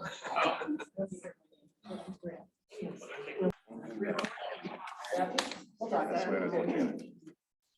Yeah, so my old boss used to say. Let's say. Okay, we're coming back to order at 8:53, I believe. And the next item on the agenda is the one that we moved forward. That's item K1, authorization and funding for schematic design for fire station number 2. So Andy, you're up again. Thank you, Board, and I appreciate you moving me up on the agenda this evening. So as we start work on preparation for a second fire station, we're looking for ways to show the voters and convey to them what our vision is for a future fire station for them. And obviously, if the voters don't approve it, we don't want to invest, full construction documents into a project. So we looked at this from a two-part perspective. If we're able to issue an RFP for architectural services, but the deliverables would be in two phases. Phase 1 would simply be, here's what a floor plan would look like and some elevations. I think that would go well with the voters, so they'd have a vision of what they'd actually be getting if they were supporting the village. And then with cautious optimism, when they approve building a second fire station, at that point, we would execute the second part of a proposal from an architectural firm to begin drafting construction documents for a building and really get the project underway. Right now, working with our engineering consultant, we'd have them manage the RFP process. And they're willing to do that, but they estimate we'd probably need, between them managing the process and the initial design of a building and elevations, about $90,000. The clerk and I work together at the direction of the body at the management meetings that we normally have to find revenue sources for this. And we have 3 identified. Those 3 sources could be potential ARPA funds for infrastructure, fire fund balance created by a change in revenue recognition, or a general fund balance. There are some nuances to each one of those. And again, if the clerk would like to discuss those a little further, I'm happy to help. Sure. Sure. The three funding options, A, B, and C are listed out here in the model motion. The first, as you know, the fire fund balance is not yet at its minimum. However, as we've talked about over the last year, I know there's a lot of new board members, but we could begin recognizing the revenue received from the fire SAD assessments during the current year, as we do normally. So right now we have $2 million in cash of deferred revenue for the fire SAD, which is kind of what I think has been used in the past as kind of a quote unquote savings account. However, in 2021, we implemented a fund balance policy requiring that the fire department have 9 months at minimum fund balance to make it from to make it from April 1 until the December 1 levy, when the money comes in March 31 fiscal year end. I know Donna and I have had some spirited debates about this, but it is something that we can implement. I've worked with our township attorney and auditor on it, and expect to have a memo fully explaining it at the next meeting. So that would be kind of a movement of that 2 million from that deferred revenue to available fund balance, providing that funding available. Option B is ARPA. As you know from my clerk's report, we got about 1.6 million in ARPA funding. Again, because we're under 10 million, we recognize it as revenue loss, and so we're able to spend ARPA on general government services. We don't have all the restrictions that initially came out with ARPA. And for ease and to avoid the administrative burden of a single audit, and Joyce, correct me if I'm screwing anything up here, but to avoid the administrative burden of a single audit, our auditors and Manor Casterison and others have advised us that what we would do is, as I proposed during the budget season, and I know we're still gonna have a work session on ARPA, we would move ARPA money to pay for something like full-time salaries of the firefighters, freeing up that 90,000 in fire fund balance. So the source would be ARPA, kind of changing that out very transparently so it's clear to our residents. Option C, of course, appropriate 90,000 from the general fund balance and transfer it to the fire department. The general fund currently has 7.3 million in cash. That is 156% of the annual expenditures. Our fund balance policy has us at 100%. So we are still far beyond our fund balance minimum. And so I think any of the three are appropriate and available. Our order of resource use would certainly suggest that we go to 206 first. Sure. So Andy, where I'm just, I understand that you want to do some elevations. We're not doing any detailed drawings, if I understand you correctly. Correct. I would guess the typically drawings are 6 to 10% of a building cost. Typically, I don't know what it is on a firehouse. I've never done one of those before. That's typically what it is in building a medium-sized home, to a high-end home. So where I'm having heartburn is $90,000 to run an RFP process, and just some front elevation seems awful high to me. It really does. I mean, that seems like 3x higher than it should be, at least 3x higher. Like if you came to me and said 30,000, okay, I could maybe go swallow that, but why? Walk me through why it's just. I wish I could. Unfortunately, I don't work in that field very often, so I'm relying on our engineering firm based on their estimates. They estimate we're looking at $400,000 to $600,000 between the entire architectural process, between designing the building and construction management. And they've given me an estimate of 90,000 to get this first part done. Yeah, that seems really rich. That to me, I mean, again, I've built multiple buildings myself. That just seems really rich on the front, because all the work is on the back end, right? Doing all the engineering work is on the back end. That's where 90%. This stuff is, you're talking about conceptual drawings. I want to make sure I understand you correctly. We're doing conceptual drawings, elevations, 3D stuff.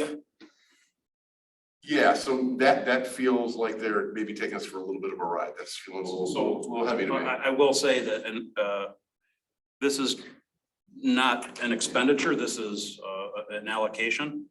And whatever the architect comes back with as a proposal, will come back to the board for. We haven't approval. chosen an architect, right? No, we have not. No, we don't. So who's Oh, we the, don't have a chosen architect. who's the Okay. engineer That's the that you're issue. talking? This is OHM. Oh, Alex okay, I'm Bain. sorry. Yeah, working of with us. course. So the 90,000 is kind of an up to. Correct. Yeah, it's an up to figure. And best case scenario, we come back at some amount less than that. That rest of that money is gonna stay in that item and be applied towards any plans we do build. So I'll make a couple more comments to the board. I mean, we're not designing some elaborate building. It's basically rectangles or squares, right? It's a pragmatic building. It's not a architectural design building. They're fairly straightforward to design and build in Pretty CAD. much like what we have. Yeah, exactly. That's what I'm assuming. It's akin to, you know, somewhat that building, maybe it's bigger, different, shaped differently, whatever, right? But it's just, I've seen it done before. I've had it done before. It's just not that much organized. I'm sure the architect's, rolling his eyes right now, Mark, you don't know, it's a lot. No, it's not. So I'm just telling you right now, from my experience, that's an extraordinarily high number. I would expect something more. Other buildings because of the fire apparatus and things Oh, that yeah. we need. You're just drawing the thing up, right?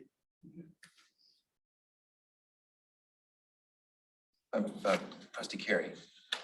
Well, okay, so because it's a fire station, Well- wouldn't it have other things that a regular building would have? Yeah, but So you is can- that why? I mean, I want to, I'm But you trying to. hired somebody who's done a fire station before, right? I would expect you to get an architectural firm who's experienced in fire stations. Yes. Right, and I'm not saying again, it's always you gotta do, there's gotta do a site plan, I gotta get approvals, and gotta understand the ground and get samples, I understand all that process, but still. So this That's a profit center for me, right? It should be somewhat a kind of a break even to making a little bit of money in the front end with the idea that all their money's kind of made in the back end, we all kind of go in this together in the back end. Maybe they would be submitting a proposal to do this schematic design. Right. I understand, Call it that. we're just saying up And I to don't know where 90, that's. just I don't up to know where 90 still that feels would come high, in at just, fiscal. if you guys are all with it, I'm just giving you my opinion. We've had the same conversation. You've gotten it 2 times today, or maybe 3. Isn't Say up to Matt 50 maybe, on 45, something. Matt may Matt be Hart? watching. Is Matt still on? And Jan is not on. I just checked with I have a Christie. question. Why So would Jan be on regarding this? Matt No, I Parker. just thought she might happen to be. on. Oh, I wanted see. her Okay. 2 cents. Yeah, I Oh, wanna- Matt's got his hand up. I'm gonna allow him. Thank you, Christie. Go ahead, Matt. Can you hear me? Yes. Okay, what was the question? So we're wrestling with the figure, just up to $90,000 for the sort of basic schematic design that Andy has described as being a sort of a necessary preliminary step before we get into the more detailed architectural work. Yeah, and I mean, that's a not to exceed number, so it very well could be less. I think the RFP, the way we were, and again, Chief Hood's been working closely with Alex Beatty, who's my colleague who specializes in site civil more than the municipal work that I do. But we would write what would be a qualifications-based proposal. So you would get quals-based architectural firms submitting on this. And then there would be also a bid package, which would be sealed separately, probably. We would discuss this with Andy. But that price could range anywhere from, you might get qualifications from 6 firms that are all interested and have great qualifications. You'd rank them, you'd weigh them out and see how they fit with what the Scio Township Fire Department would like. And then you'd open up the sealed bids after you'd rank them, and you might get one for 25,000. You might get one for 50, 60, 70. You might only get a couple, but that's just a not to exceed price. So it basically sets it to a max, but you can put a lot of detail in. And I hear what the trustee's saying about you're just drawing it up, but it depends. I mean, we haven't really discussed how, how you want to lay everything out, what kind of features you want. There could be quite a bit that goes into it. So it just depends how schematic and preliminary you want the beginning parts of this. So either way, you got to do the design. So whether, and 90,000 wasn't not to exceed. So I think trustee Riser had his hand up first. So, hello, Matt, it's Riser. Is this a necessary step? Is this something we're gonna have to do anyway someday? Or is this part of all? Let's say we won the lottery and had $1 trillion for fire stations. Would we start this way, no matter how much money we had? Is this just how we do these? I'm new to this, so help me out. yeah, this is step one. So whether you spend the 90 now or 90 later, you're going to spend it eventually. So Okay, and then another question I have is, how do they know what to draw? Do we want to have 2 fire trucks, 3 fire trucks, an ambulance, and a gator in the back, a ladder truck on the side, a little, I don't know, a welcome center, Dalmatian? I mean, how do we know, yeah, Dalmatian doghouse? No, but how do they know what to design, or do we tell them what we want, and how do we know what we want at this early juncture? That's my. all that effort is included in that fee, that not to exceed fee. So the quals base would probably solicit for, public safety experience with public safety. They'd probably submit some cut sheets of similar projects and styles. They might have a work plan and an approach about how they're going to project manage it, how many meetings they're going to have with the chief to go over things exactly what you're outlining. And they would formulate a plan. They might have a couple of already canned designs that accommodate 2 or 3 engines, or maybe a smaller one that's exactly like A3C worked on the one on Zebra Road. They might just submit that one. That would probably be smart.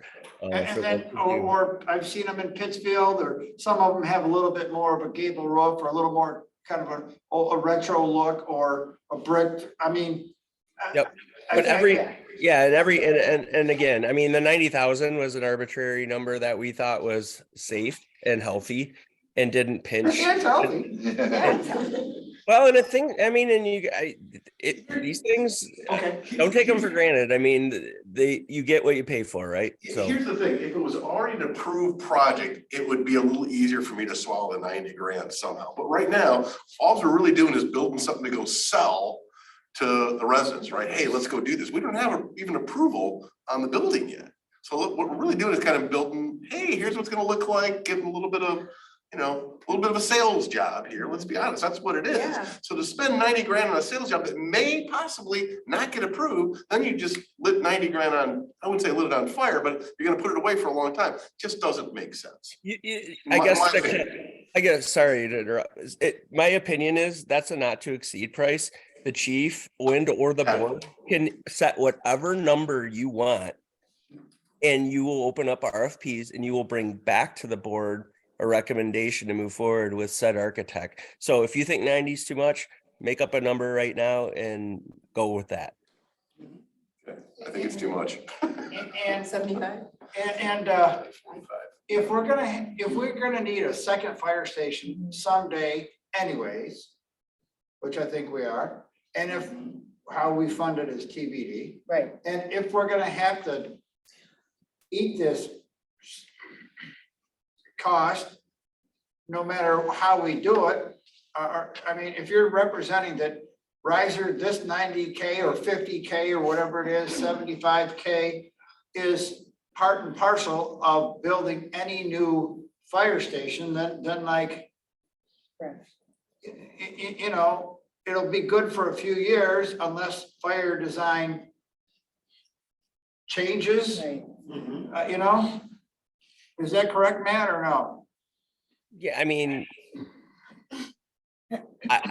again, if you ask me a bunch of questions about the site civil, I would be all over it. I'm not an architect, but speaking for my colleague and our firm, who's been helping Andy through the stages of the land acquisition and the site civil layout, we learned a lot from the last station renovations, and we're trying to approach this in a different manner to get ahead of it and get things established up front.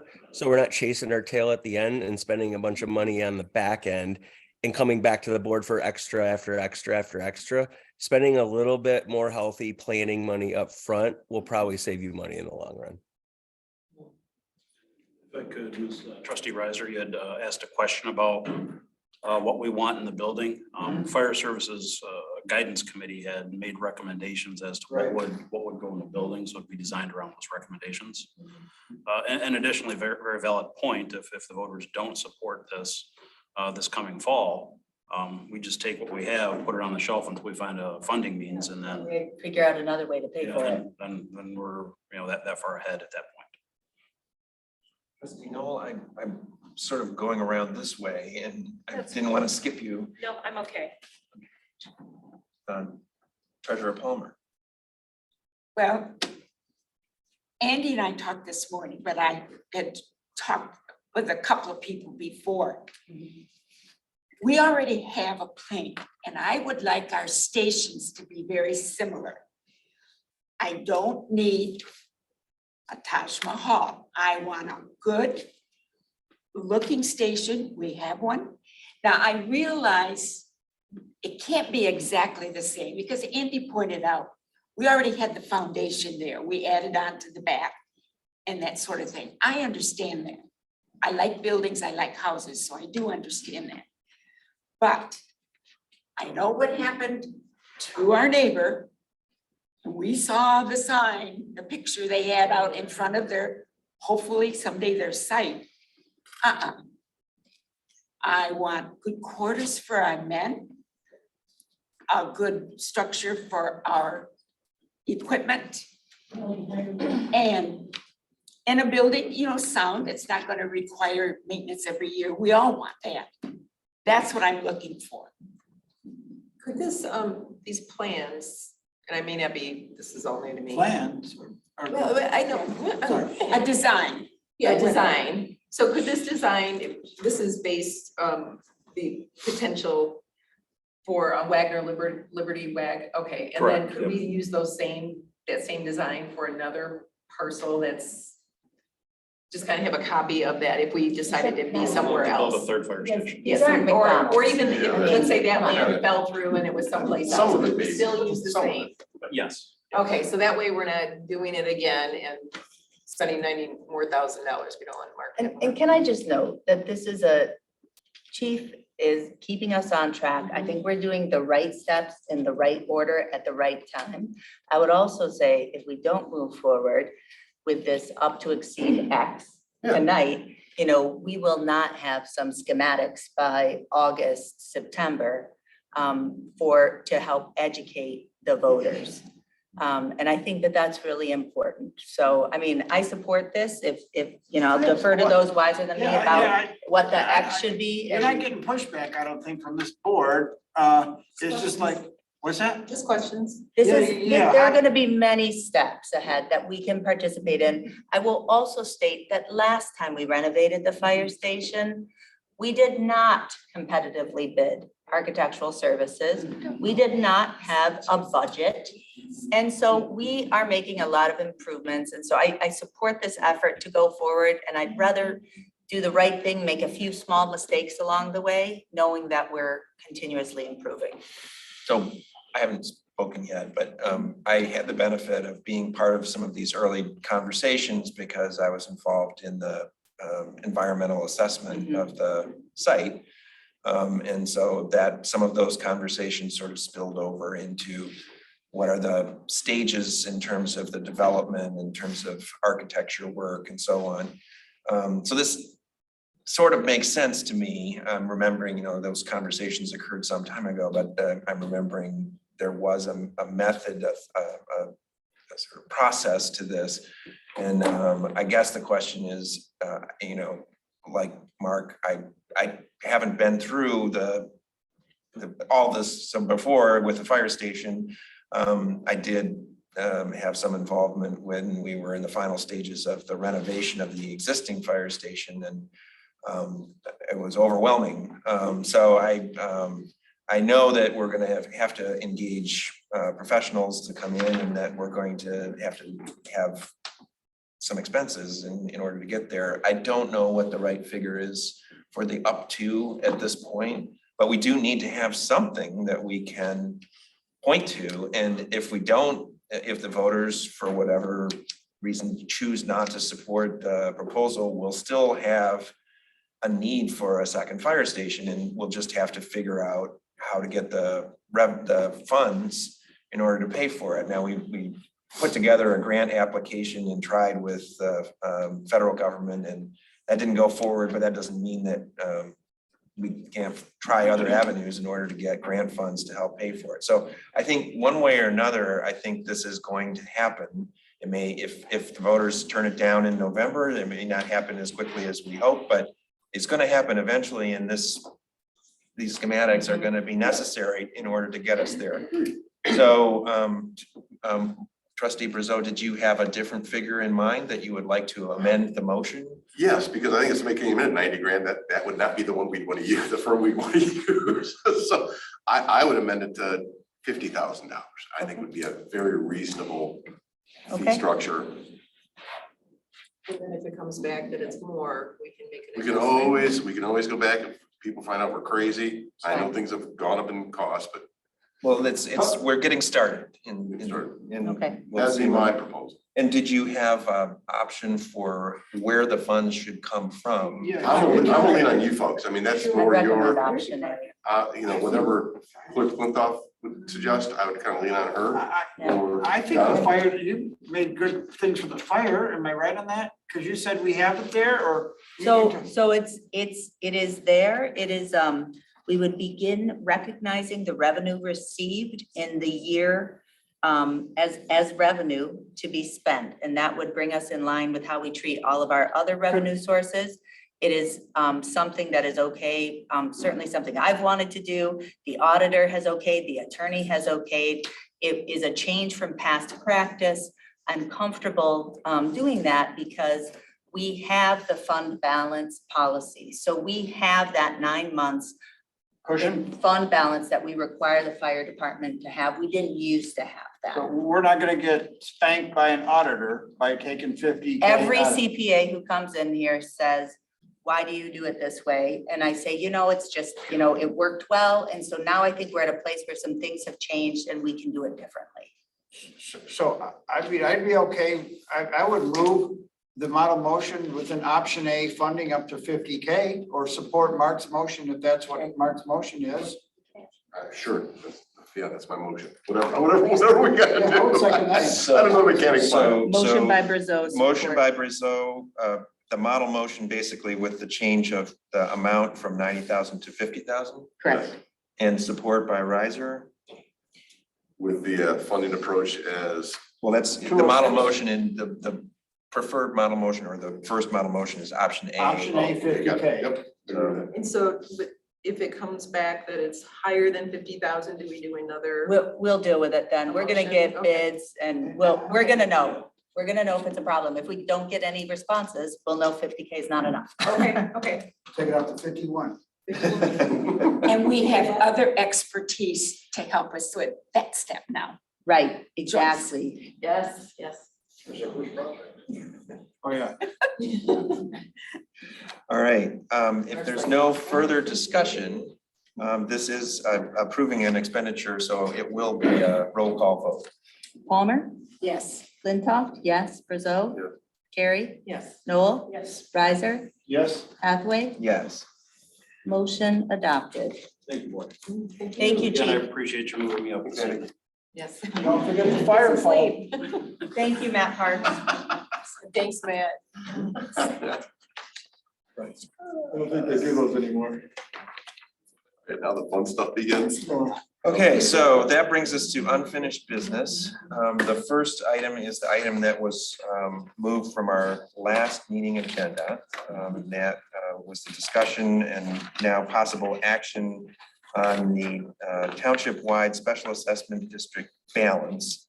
When it was on the agenda before, it was combined with the Washtenaw County Road Commission agreement, which is now a separate agenda item, that's J2.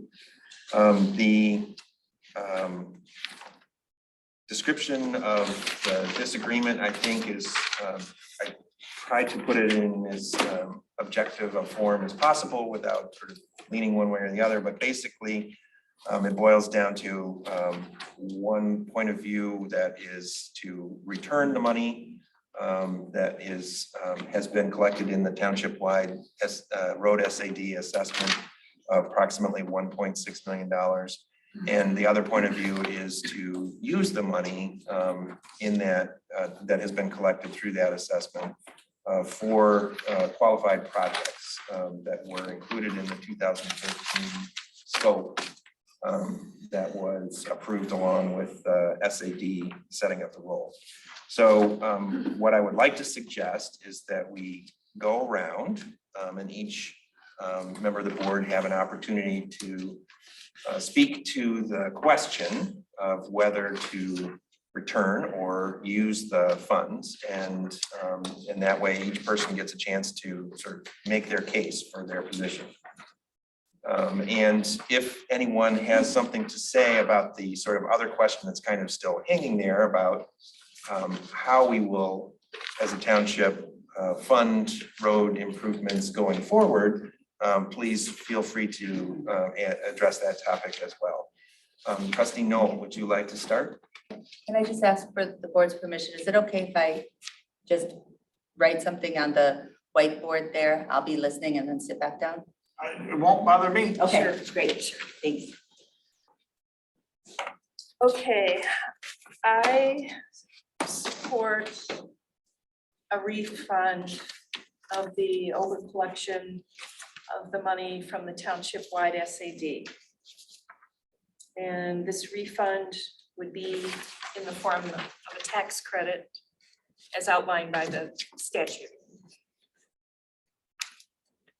I also support identification of a funding source for long-term road funding.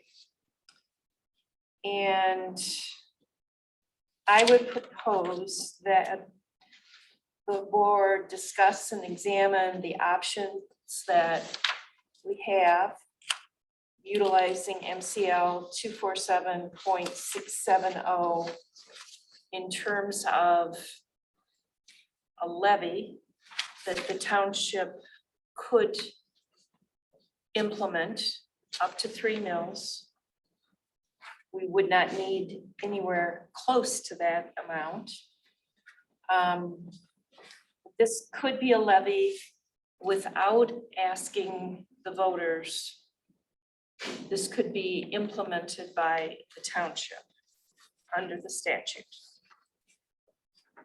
And I want to make the point that I would look at these together because I think it makes sense to refund the money, but yet we want to continue funding road improvements. We almost have to. And we need to have a dedicated revenue source. And I think that could be a better situation than the SAD, the township-wide SAD, particularly because we know there were many problems with the way the SAD was implemented, and there was uncertainty about many aspects of the SAD, which we're struggling with right now. As a levy, it's essentially a tax, and it would be tax deductible. The amount paid by each parcel would not be equal. It would be fairer in some ways than the township-wide SAD because businesses would be contributing more than they are contributing right now. I asked Mark Thompson for some general information about how much does 1 mill generate in Scio Township. 1 mill would generate $1,600,000 per year. Now, the Washtenaw County Road Commission estimates that we, Scio Township, need road improvements going up to $757,000 per year, each year for 10 years. It's in one of their reports they sent us. We've all gotten a report. That does seem a little high. The 4-year average for Scio Township for road improvements has been $275,000 per year. So just so you know, there's some variation with that and we would need more clarification. But I'm just proposing this as a concept tonight because I think this group has spent way too much time on this issue. And it's almost like we need to find something that can be acceptable or palatable to as many people as possible and move forward. Because we're going to need to continue some sort of road funding, no matter what we do. So I just want all of you to give that some thought. Thank you. Trustee Riser? I think that there are 3 things that we need to fund structurally annually that if ideally shouldn't come out of general fund if we can avoid it. I think that's fire, which we're addressing this fall. I think that's police and dispatch services, ambulance. So I think that's something that we haven't addressed from a special levy or an assessment, but we've been taking it out of general. And I think the other one is road. So I think road needs its own source of funding. We've got a lot of buyer's remorse with that 2013 township-wide connector STAD, and it's come to bite us in the ass. And we got to extricate ourselves from this awkward situation somehow. I'm of the opinion that that money or some of that money can still be used to work on the continued maintenance of roads that are on that original 2013 list. And I would be okay with that. I can also appreciate how there are some in the community who are saying, we want that money back. The people that I talk to say it's silly to give it back. It should be used for the continued maintenance of roads which need continued maintenance. So I can see both sides to that. I think that there should be, to the extent that we have a $1.6 million Over collection. $1.6 billion, I'm talking about the assessed value, our tax base. I think that I'm in support of an Act 51, MCL 247.67, up to 3 mills is crazy. We're not paving them in brick. You know, we're doing asphalt and we're doing dirt roads. And with the Act 51, it can be for the maintenance or improvement of the roads. The thing about a 451 is we can do it on an annual basis. And if we do it too high, then we can ask for less next year. If we ask for too much, then we can, or vice versa, if we don't ask for enough, we can do for more. I'm in the, given the data that you said about if they think it's 757, I think a 0.5 or a half mil levy would bring in 800,000. And if it's too much money, then what we do is next year it's a 0.4 mil or it's a 0.33 mil. We can tweak that if we've got too much. I'm not trying to take more than we'll need to do that. But there are some roads out there that have been subject to deferred maintenance. So the money, the average could be low, could be low. the problem with a levy, which I'm in favor of doing a levy at some fraction of one, less than one, but that is my thinking, is that it would go into effect on the winter taxes. It would be assessed, help me, Donna, in December, and it would be collected in February. Am I? Goes on your winter billing. Winter bill and collected in February. So we would then be without road funding for That's not correct. absent general fund usage, or, we wouldn't have a structural systemic. For 1 avenue. year. Right, that's right. So we'd have to. I we'd have talked to Mike Homer. Okay, we'd have to stem the tide somehow. So I think we should do, I don't wanna,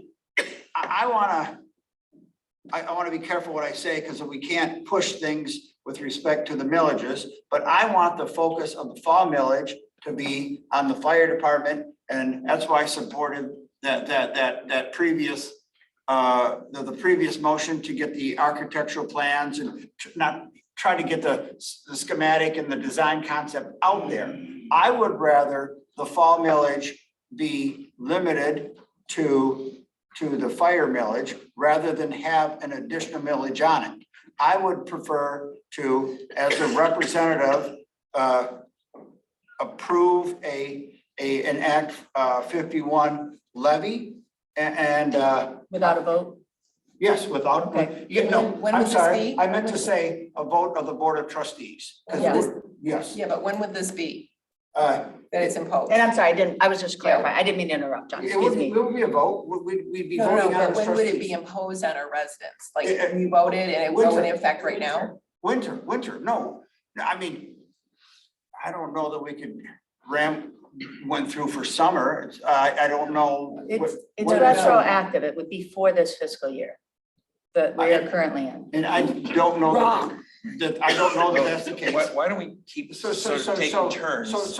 I'm also in favor, I mean, we've used some of this corresponds with item J2, because to the extent that J2 has roads on there that were part of the original 2013 list, I would be in favor of using some of the $1.6 million fund balance for the 2023 road agreements under J2.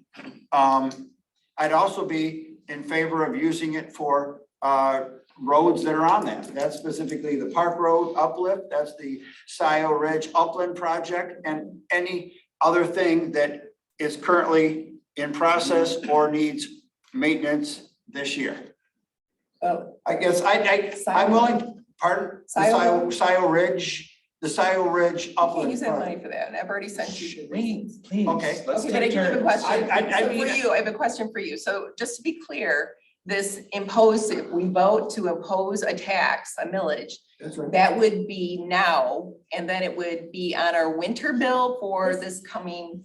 It Is could, that right? it could be, yeah, it could, that would be that scenario. Okay, so about the same time that the ballot for the fire is, I mean, that would be on the fire. No, the ballot for the fire is in November. The winter bill goes, when does the winter bill go on? But, okay, but the fire millage, that would be, December also. yeah, Yeah, okay, that's so we'll get, December as well. okay. We That's- are only allowed by law for any special levies, whatever, to put it on the winter bill. We can't do it on the summer. Okay. Only the schools and the county. Yeah, so, I mean, so that's my thoughts. We're appointed, we're elected to make the calls on behalf of the residents, and roads is something that we need to do. Don't forget that the 2013 SAD was something that the board did as well, rather than a vote. And And we legally did that. It was legal. and so I think it's lawful, I think it's prudent, and I think it's called for. And now, And this is, Treasurer Palmer. I want to add important information to this discussion because it'll help us with our decision. Number one, the 10-year collection period was 2013 through 2022. That was it. Okay. But the construction period didn't start until the next year because we didn't have the money to start it. So that actually started, so that we still have this year, 23, to complete. We're talking Park Road, we're talking some other roads on here, to use that money. We can use that money. We obviously are not going to use all of it from what I've seen so far. So yes, there would still be money to go back to the residents. But yes, this year is a year we can still finish up the 10-year actual, I'm going to say construction period. There was the collection period and it didn't start until the 2013 December bill. And then now we have, or was it 2013 or 22? You're backing up. But anyway, and now this year is still the last year of the 10-year period to do the work. So you agree that the work was only to be for 10 years? Correct. That's That was what the you whole voted on, plan. because you were on the board then. Yes, that was the whole plan. We had work, there was some minimal work done. But we had this list and no money to do it. And this had been done in other areas of the state, was acceptable, it was lawful. So that's how we came up with that per parcel, $85 that has been on the bills for 10 years. Now, another thing to keep in mind, when that started, our policy has always been, you have a farm, you are selling it and it's going to be developed. And I'm just using that example.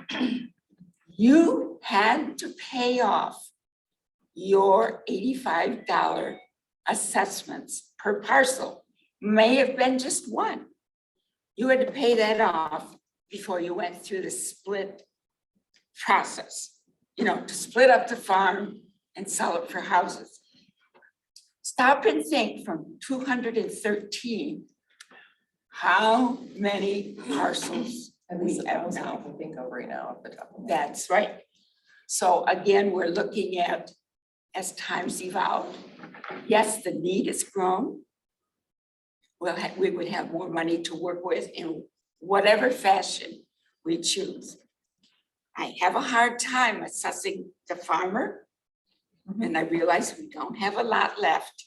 In fact, I just found out our last dairy farm, they're selling their herd. Yeah, so anyway, and we have other large owners. I realize everyone says, make the businesses pay. I'm not sure Menards or Myers uses those roads a whole lot more than any of us sitting in this room tonight. But that's just my thought. But either way, if we adjust our millage, so it's, brings in what we're looking at for a total, then I'm okay with that. So are you saying that you want to refund all or part of the SAD money? We don't know what the balance is yet, Kathy, because Yeah, we I got thought we this year. No, we're looking at the books that says as of the end of last fiscal year, there's X number of dollars. We still got this year's construction. That's part of that 10-year plan. But after this year, you're okay giving it back? If they want to. Okay. And I like the idea, which is the only way we can fiscally do it responsibly, is giving people a credit on their upcoming tax bill. But that's another discussion. Yeah, you gotta do that. Heck of a lot easier than having Rebecca sit there and type out however many thousands of checks. Okay, yeah. That's kind of, that's hard. Sorry. But that's my input as to what we're really looking at. We don't know the final number of excess until we get this year's work done. What's your guess? Don, I mean, That's, you get, That's this for is the not. road commission when we decide what we're These are gonna the pay. numbers. and what's that right now? How much do we have in the fund right now? I might- 1.6 million. Give or take. 1.585. Yeah, And and again, unaudited numbers, but I would, and just to, again, we have spent money for 10 full years, No, we haven't. so. Not as it was planned. Why don't you go It's ahead okay. and speak? No, it's. Don, are you done? We don't want to. I think Donna said she was finished. Okay, so- you go next, No, Will. no, you go ahead. We can go in order, Will. You go next. I don't want to. I'm moderating the meeting. You go first. He likes being the closer. So I wasn't at the special meeting. I would just say, first of all, roads are incredibly important to fund. Of course, we're gonna fund roads. I thought we made that commitment clear when we created the Roads Advisory Committee to come to us with some funding recommendations. So I am looking forward to that group We're or not gonna do it now. They're gonna. or others to come forward with whatever it is. Like if somebody's got an idea about how to, we sat down with Roy Townsend a while ago. I listened to anybody who talks to me about it and we can talk about it. Now, that was not on the agenda tonight. There's nothing in writing about a proposal of imposing a levy on people tonight. This was supposed to be a discussion. Okay, but we're just discussing. Okay, great. I don't have any motions. I'm not springing. No, I'm It's not not a clarifying. part of the model motion. It's just A discussion. It's just sort of So- implicit in the conversation. So one, what I would ask for those of you who are working on this, is to please, have some concerted discussions, as we did with the Fire Services Guidance Committee. There's a lot of ideas about the different options and the different levels that could get us to whatever the outcomes are we're trying to get to. I don't have a strong opinion about how we do it, other than I will always say it needs to go to the voters. And I'll tell you why.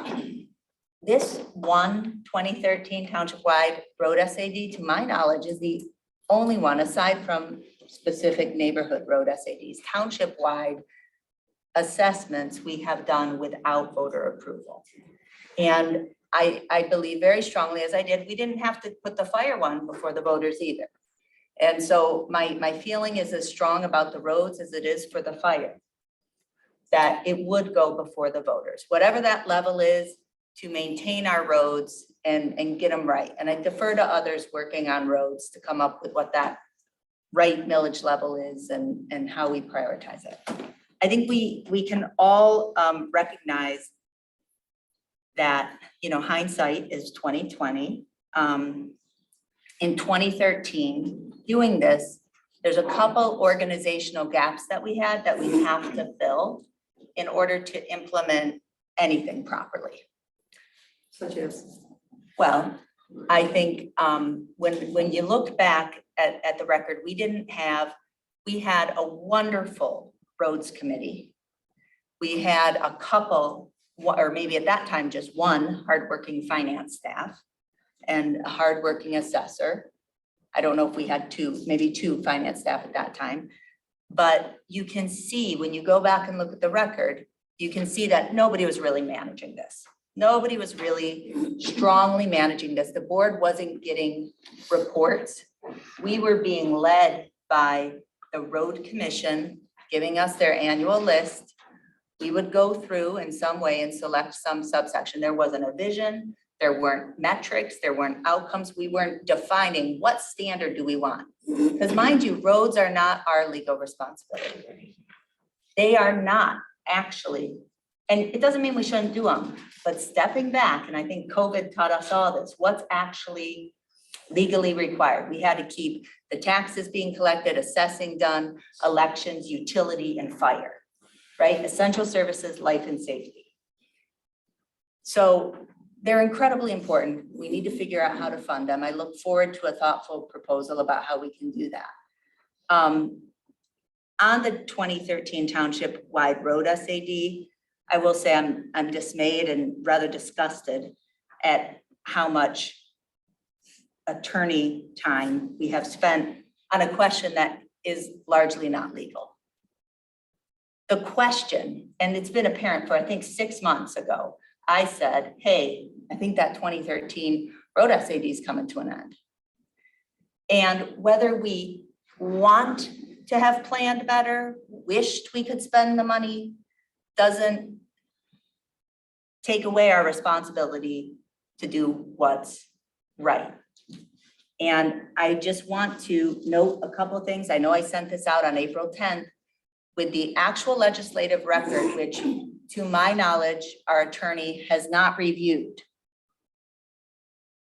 I have no confirmation he has reviewed the actual resolutions, the actual public notices, what was in MLive. Larry Murdy hit the nail on the head at the last meeting when he said, this is what you posted in MLive. He was absolutely right. What did we say we would do? So when I look through the file, you know, the infamous project list, there's at least 7 of those versions of the project list. And I want to say 6 of the 7 all say 10-year maintenance program with the cost broken down. I also want to note the March 12th, 2013 resolution and attached project list that was published for the public. It made clear that it was certainly just the township's intent to create the township-wide special assessment. But it provided the attached project list there with the 10-year plan. In our newsletters that we talked to people about, we said, we're gonna do this for 10 years. This is our first time funding roads.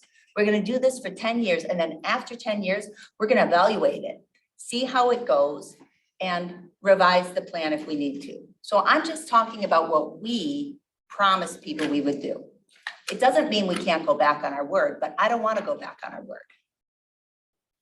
August 13, the minutes and the resolution, no project, no attached project list. It states it will be in the amount of 85 per parcel over 10 years, which is deemed to be sufficient to make the repairs as well as maintain the improved roads over the 10-year term of the assessment. The notice of the public hearing, the continuing maintenance and repair of township roads over the term of the assessment. Okay, and then the final approval on September. So I'm not really interested in any attorneys, that the questions that we posed to the attorney, which have been made public by others on this board, were basically questions of how do we get around this fact, quite frankly. And I find that to be a waste of money. And certainly I did have a question. One question I got answered is, can we amend the SAD after it's adopted? No. And that's when I went, whoops, we screwed up on the TAP 10%, and that's why that's in our agenda tonight, right? Inadvertently, we all were doing our best. I also want to note the financial records, which again, in the memo I provided you. The first collection, December 1st, 2013, as Donna has noted, which is during fiscal year 13-14. The first year, the 10th collection was December 1st, 22. We know we're done collecting. The collections have stopped. You see the original roll, 5.208. The actual collected, 5.257. It's what we actually collected. And that's not uncommon to be a little bit off. That's some, you know, but we actually collected 5.257082. The first year of expenditures was in the 13-14 fiscal year.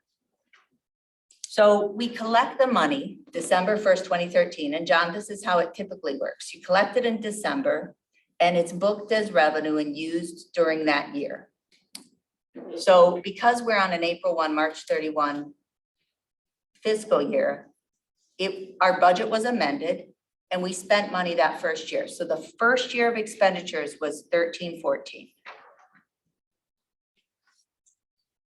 Everyone can count to 10 from 13-14.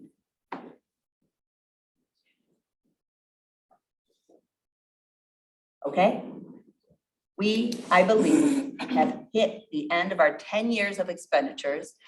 And in my dialogue. I had a couple follow-up questions with Mike where I kind of worked through, and what I came to understand is, you know, he was working on a different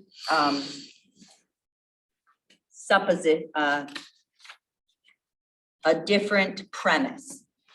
Our conclusions are the same, but the premise may be different. And Mike's premise was that we didn't have the 10-year maintenance program, even though it's calculated per mile, per year, per road. I mean, it's calculated down there. And so those estimated costs, 4.357. See that?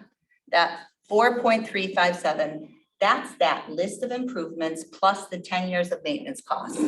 Why our estimated costs were far below our original roll by $900,000, I can't answer. And I know mistakes happen.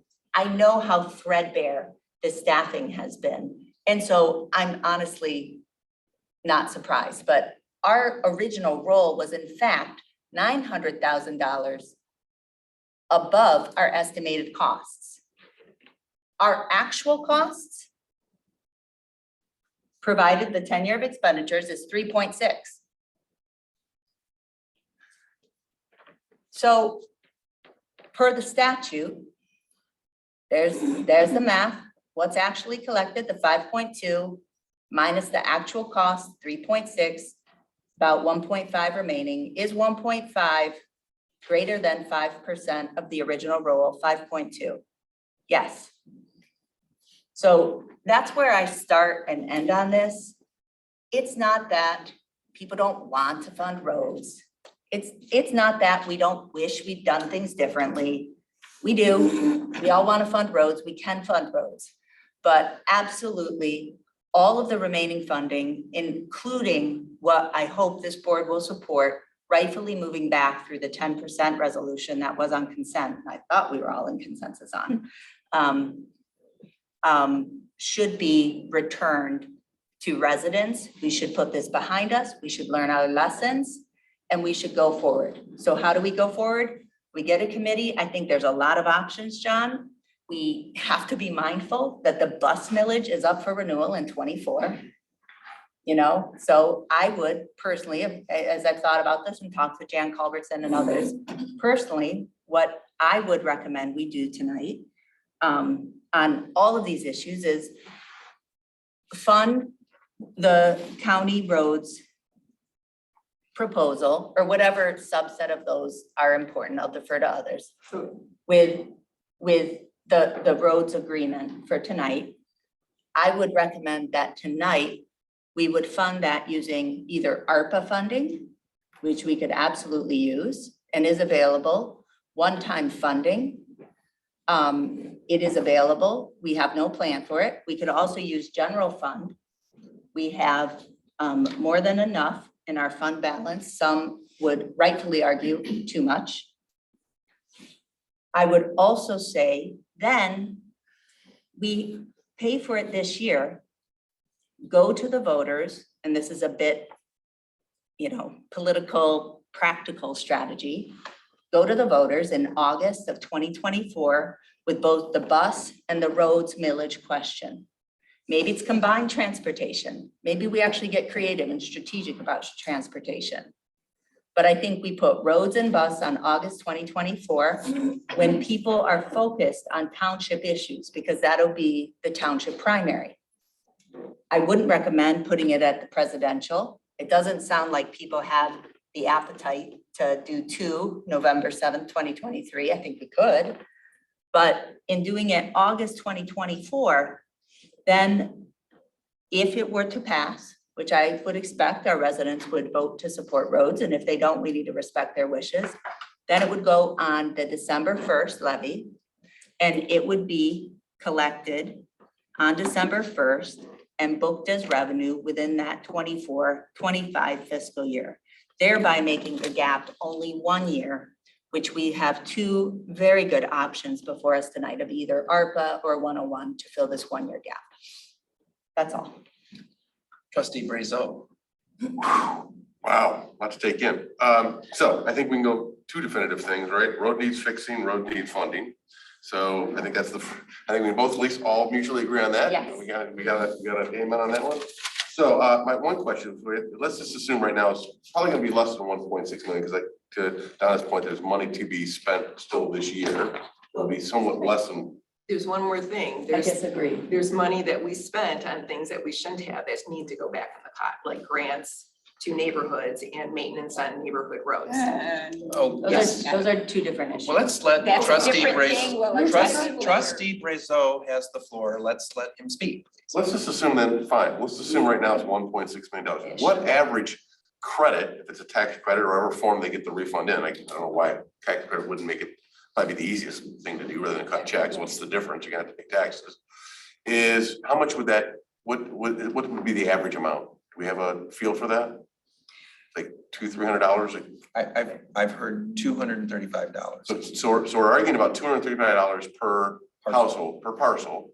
That's been over the course of, if I want to divide that over 10 years, roughly $23 a year. Okay. And what is the average tax liability per household in Scio Township? Do we have a feel for that? Is it, What do you mean? what's the average person? Yeah, what's the rebate paying average of taxes? 4,000 a They're year? so far apart. The average is around 200,000. No, No, not taxes. taxes. Taxes. Oh, That's- tax, I think oh, that's a I'm good sorry, not guess. assessed value, I'm sorry. That's a fair guess. Yeah, so let's call it 4,000. So we're talking $230, we're talking about 5% of tax. By the way, I've run this by my HOA. Not a one of them knows about it. I told them about it, didn't care about it. I'm just giving you a response of my 67 residents care less. Just so you know. Millionaires that live in your neighborhood. Well, it's $235. And again, it's 5% of their tax base. I'm just looking at that in that regard, right? Those aren't millionaires. That's just 5% of what their tax funding is. I am also understand that, so one other fact, and I'll get back to my decision tree here. What I have heard is we should have a set of roads that have been stacked ranked, and once they're stacked ranked, they're stacked ranked. It shouldn't be dynamic. If we get a new one every year, Right. there's gotta be a damn good reason why it's getting changed, a really good reason, right? Something popped up we didn't know about, some emergency, something, right? But there should be a stacked list that everybody's agreed to, and I would assume come from the RAC or the Washington Road Commission or whatever, that's got some kind of metrics, use, cost, type, whatever those metrics are to determine that stack rank. And we stick to that stack rank. Agreed. And if we're not doing that, that's a problem. We're not doing that. That's bad. That has to be, whatever we do tonight, that needs to get fixed and agreed on, because that's frankly BS. Agreed. That gets moved, Agreed. right? So to Kathy Knowles' point, we have to fund these, if we want to give the money back, credit and then take it again. The roads, again, I'm gonna go back to the things we agreed to. The road needs fixing, the roads need funding. We've got to fund these somehow. So to Kathy Knowles' point, if we want to give the money back and then reassess it, I'm okay with however we do this, whether it's through your method, through a 0.5 levy, however we do it, we have to somehow fund these roads.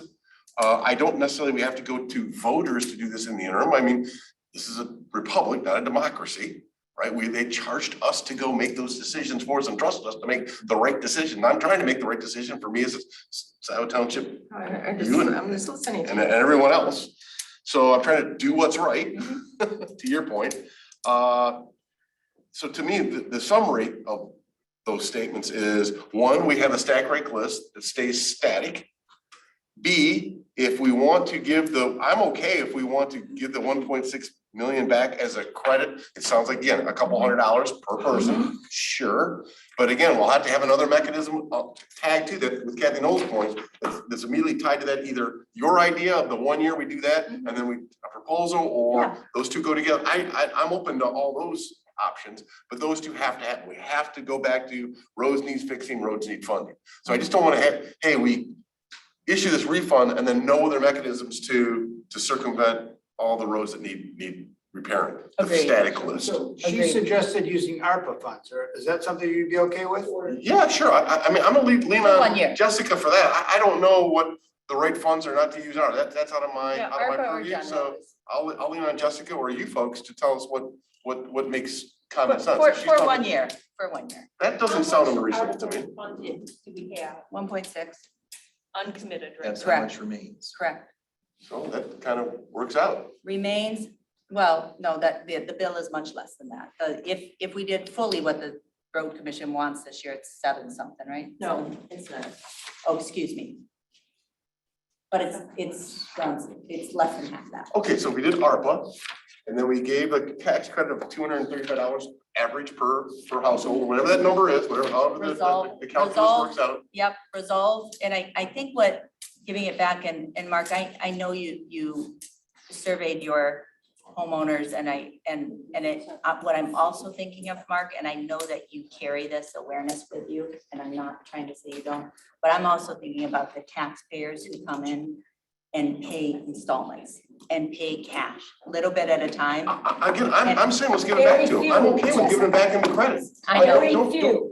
Don't misconstrue what I just said. I said we give it back. Absolutely, absolutely. I know, I'm just saying it's always $250 has different meaning to different people. I understand that. I don't mean to I know denigrate that, right? I mean, I do a lot of volunteer work. You have to tell me, I sleep with the homeless. I understand what that looks like, right? I've spent nights with them.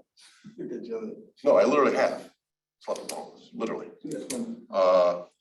So I totally get when those recently.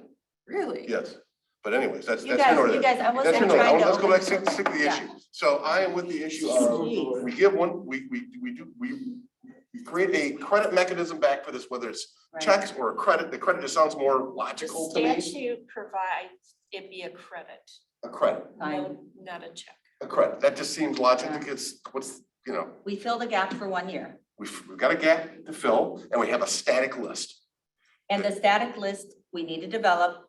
I'm totally with you on that. Yeah, And then we have a mechanism for year 2 forward. Yes, and I'd lean on the road commission to come up with a static list. The road commission would have to Hey. be involved. Whoa. Road advisory committee, thank you. Oh, I'm sorry, roads advisory Thinking so committee. I'm highly sorry, of right. me. The road commission with the levy, that provides that the road commission is involved each year for an Absolutely, they annual have to be. review. They would have. That would be into whatever It's funding pretty much proposal. the same model that we have now. Okay, I thought it was No. greater. I Yeah, thought it was I don't want to greater. get into these details, but can we all agree that there's a static list we want to have somehow, some way? Yeah. Okay. Well, Static- I would like to continue around the table if Mark, are you I'm done? now done. I'd love to Okay, so hear. trustee Carey, it is your turn. First of all, yes, thank you for reminding us that we have a road advisory committee and we have been working on the next round of funding. There's a presentation that we have been working on and actually our meetings are getting a lot better. So that was at our last meeting. If you read the report, it's in there. So there, with that being said, the other thing is that during the budget process, I created the different process for the DDA roads. And I thought at the time we could use the revolving fund because that's what, that's a whole other issue. But did that, broke down those roads that you have in that agreement to anything that was not under the township-wide SAD because we weren't sure at the time. So that other list, I had figured out it would cost $105,000 out of the general fund with $100,000 grants. Minus that, we would only pay $5,000 out of the general fund, which left us with the rest that was under the SAD. You all voted on that. Yes. Yeah, not you, but you were there in spirit. Yeah. So, okay, with that being. That's the adopted budget. Yes. Yeah. I will not be in favor of imposing a tax on residents after the last 10 years that we've done this. And we've got to get something straight here. A special assessment district is to create a funding source for improvements that directly benefit the parcel, not pay into something that we use to improve a road across the township. So that part we did not do properly. And not only that, I have read Public Act 188, I don't know, today was 21 times, I think. And I figured out that there's another funding option that we haven't even talked about. So I created a resolution. We don't have to, I want you to listen to it because this has. You have the floor. Okay. Whereas Public Act 188 of 1954, which the 2013 Scio Township Board of Trustees used for authority to implement the 2013 special assessment and district, charging all residents $85 per year for 10 years to maintain and improve only connector collector roads. And whereas the 2013 Township-wide Road Special Assessment and District is at its end, and whereas the Township Board and Road Advisory Committee agreed roads are important and need to be maintained and improved. And whereas the Board of Trustees is not in agreement on many of the legal questions, irregularities, or informalities in the proceedings, and or if the 1.6 million surplus monies are legal to keep or to be returned. Public Act 188, 41.732, Section 12.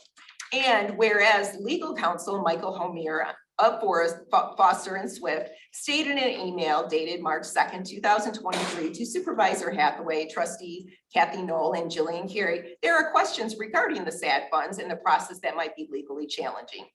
And whereas Public Act 188 of 1954 provides both a remedy to many questionable funding and process issues, also provides a remedy to the next steps for road funding.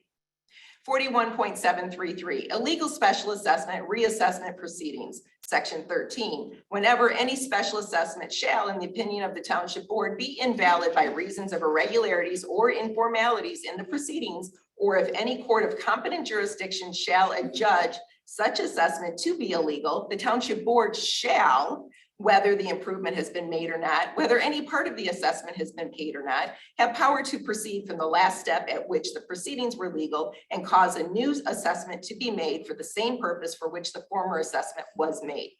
Whereas the Township Board finds reasons of irregularities or informalities in the proceedings, the latest being the questions surrounding the time frame of the Special Assessment District and use of surplus funds, and now therefore be it resolved that Scio Township Board of Trustees formally requests Attorney Michael Homier of Foster and Swift or other legal counsel the Board of Trustees appoints to thoroughly review the 2013 special assessment process based on Public Act 188 of 1954, listing the issues with the process and funding back to the last step at which the proceedings were legal.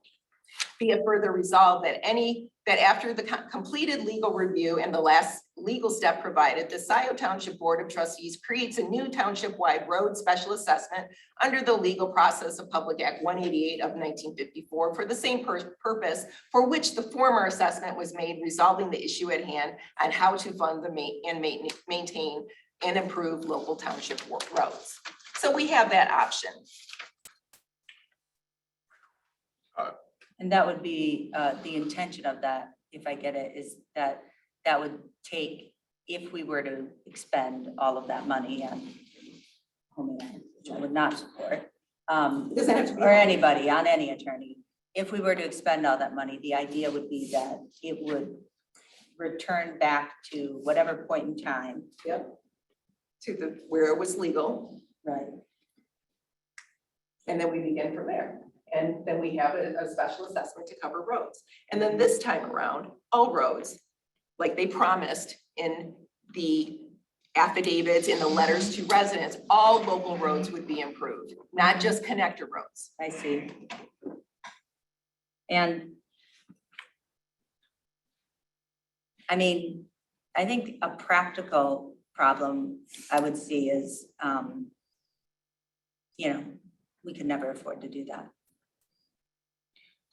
Trustee Carey, are you? Like, and not finished with your just the statement? legal, but I'm thinking like that would require what would be done under that scenario with Well, the, we have $1.6 million that could be used properly. but what about the 3.6 we've expended? Well, it's done on the connector roads. So what would the rest of the roads that should have been involved, not private, we can never do private with public funds, they would be taken care of. I see. Yeah, I would worry about, asking those questions and then finding out, we've spent the 3.6 and we have tried to spend it properly on what we intended to. I think going past tonight would be improper, but I wouldn't be supportive of kind of delving in more. I do understand your point, and I think it goes to capacity and also having voter buy-in, resident buy-in. Oh, yeah, absolutely. To But help this is hold a us way to that we account, could remedy. make sure we do it right. Remedy all these irregularities and questions that we have. This is another option, and the law gives us that option. So I wanted to bring that up. The other thing is that no matter what we do, no matter what, there's 3 types of funding. We can do a SAD, we can do a levy, or we can have a voted millage. But no matter what, we have to have proper administrative staff in order to implement this and make sure it's fair. And we haven't had that. I know we're working on it. So to impose a tax on residents, I'm very concerned after what we just went through for the last 10 years, imposing a tax right now, and then having our fire department not be funded, because if we did this, they see, and we have to do a lot of education, and you know all of this for the fire millage, because when people see 4.50 mils, they freak out because they don't understand we don't have to use all of that. When they see another 3 mil, that's a total of 7.5 mil from a resident's point of view that doesn't know anything. Times that by your assessed taxable value, the average, that's $1,500 in taxes that could go up per year. Right. And that's part of why we put it to the fire, to the vote. Yes. Is to help build trust so that the residents could see that we aren't gonna go up to 4.5 if we don't need it. But to say It's like, education oh that yeah, needs we're to be gonna do the happening. same mechanism on roads when we don't have the same track Trustee record. Carey has the floor. Trustee Yes, Carey. and one other thing is, I want to know what the road advisory committee is supposed to do. Seriously, if you want to take this over and have Mark or somebody else do it, what is the point of our committee? I feel undermined. I feel like people have been working behind our backs, and it's not just me, you know, being the bitch that I am. There's other people that feel this way too. Yeah. So what is it that we're supposed to do? Because we have a charge I that the board approved for us to do. I agree, and I think we do need to have that conversation. I'd like to maybe have it at the next meeting to look at the charge. I will observe that, you know, it's very similar undermining that happened, you know, to me in finance and budget and finance from the supervisor. And it's a dynamic we need to change. Jessica, Guys, No, no, let's- but- enough. It is. But you know what, how people feel is how they feel, and this is how I feel right now. And with not my road advisory committee, but it's our committee. And we Look need at it to, positively. Look at the information that's come out tonight. I don't disagree with you, but a lot of this was new to most people in this room. So take that what was back. new? Well, like how the SAD was set up, how the time frame. I'm dead serious. We were looking at 2 10-year periods, all those things. Yeah. Take it back and say, this is the way it was. Nothing was done wrong. It's not true. Well- No, I'm not saying that they did it on purpose. It was a lot of incompetency and it wasn't managed Excuse me, properly. you go tell that to all those board people that gave and served their township. Yes, and David Careful with Reed. that. Careful with that statement.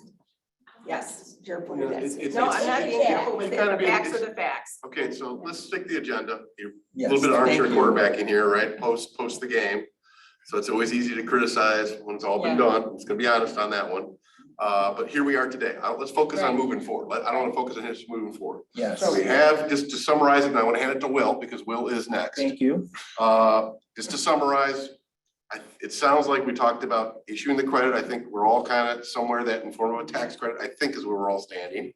Somehow maybe this, what I think 1 year gap. filling, 1 year gap yeah. that you proposed sounds like something to consider. We also have something from trustee Knoll about maybe, and trustee Riser about maybe a 0.5 mil, that's option B.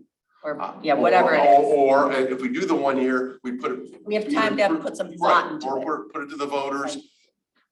Again, I'm just trying to recap everything. Yeah. Or in a year from now, put it to the voters, that's option A, or we, as the trustees, go ahead and impose a millage. Those are the options that are in front of us, as I understand it. Okay. Will, and thank now you. please to you. Yeah, because I don't think that that's actually an accurate summary of where we're at. Okay. I heard trustee Riser say that he was willing and supportive of using some or all of the funds that have been assessed under the road SAD, the 1.6 million that we still have in that Fund 400.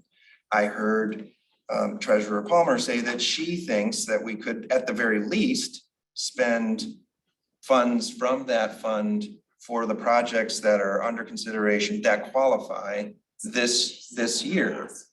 And I feel like You guys wait, will speak. this is difficult when there's like Yeah, other conversations Come on, happening. please listen. So the place where I'm at is, I think that we're sort of talking in some ways apples and oranges here in terms of the way that we're looking at this. What I heard people talking about, particularly Clerk Flintoff, is measuring things in terms of accounting years, financial fiscal years. And I think of this in terms of construction seasons. And I think, and if you count construction seasons, we do have a construction season of the 10 years left. Now, we know from the information that we've received that the key thing in terms of the law and the 10-year timeframe is the collection of the money. The spending of the money is not limited legally. Depending on the purpose. Well, depending on. For Mike. Well, see, this is why I wanted to have Mike here, because people are putting words in Mike's mouth I don't think belong there. What I have heard is that statutorily, the thing to count is the collection. The spending of the money collected is not limited by the law. Now, we can make a policy decision and say that we, looking backwards, we look at all the documents, we decide as a board that we want to interpret what was done back then as putting a time limit on it. That's up to us. But there's nothing in the law that says that we have to have a time limit on the expenditure of the money. Now, the way to think about the specifics of the lists and what was said about them and what was on the margins of some of the lists about 10-year periods, that's up to us. It's not binding. And I think the way to look at it is these are the best guess estimates for, at the time, what the costs were going to be. And certainly you can interpret what was intended to be done. I mean, you can look at those lists, you can say, well, this is clearly meant to be a gravel lift, not a paving project because of the amount that was estimated for it. And I think that's where we landed in terms of the interpretation of what could be done with the SAD money in terms of the segment of Park Road between Zeeb and Cedar Ridge. That much as I would like to use this balance of money, 1.6 million, to help pave that section of road that was not in the scope back in 2013, what was a gravel uplift for that segment of road. Things changed, as Mark, you were saying, we need to have a kind of a stacked list. I think there was, in a sense, kind of a stacked list created in 2013. And things changed. That stacked list didn't really allow for the flexibility in the use of the funds to respond to all of the contingencies that occurred. I think if we have a funding mechanism going forward, and I think we must have a funding mechanism going forward, one of the mistakes we should avoid is being too specific, like the board was back in 2013, because then you wind up creating these kinds of dilemmas down the road, so to speak, and you have to sort it out. What was it that was meant by the prior board way back when they said this and did that and wrote this in the margins. And in resolutions and minutes. Well, in the setting of the role, and that's the key thing, and that's the thing that Mike Homier looked at when he was giving us his interpretation, is the thing that they voted on, the board voted on in fall of 2013. That's the thing that is the binding thing. All of these other things, when asked to interpret them, he said there's too many pieces to make sense out of it. I think actually, Trustee Carey did something recently that I thought was helpful. And not that you don't do things all the time that are helpful, but this particular thing I thought helped to clarify when the lists were, created. Document properties? Yeah, when you went and looked at those document properties, it was clear that the list that has been pointed to as the definitive list by some people could not be because it was created in 2014.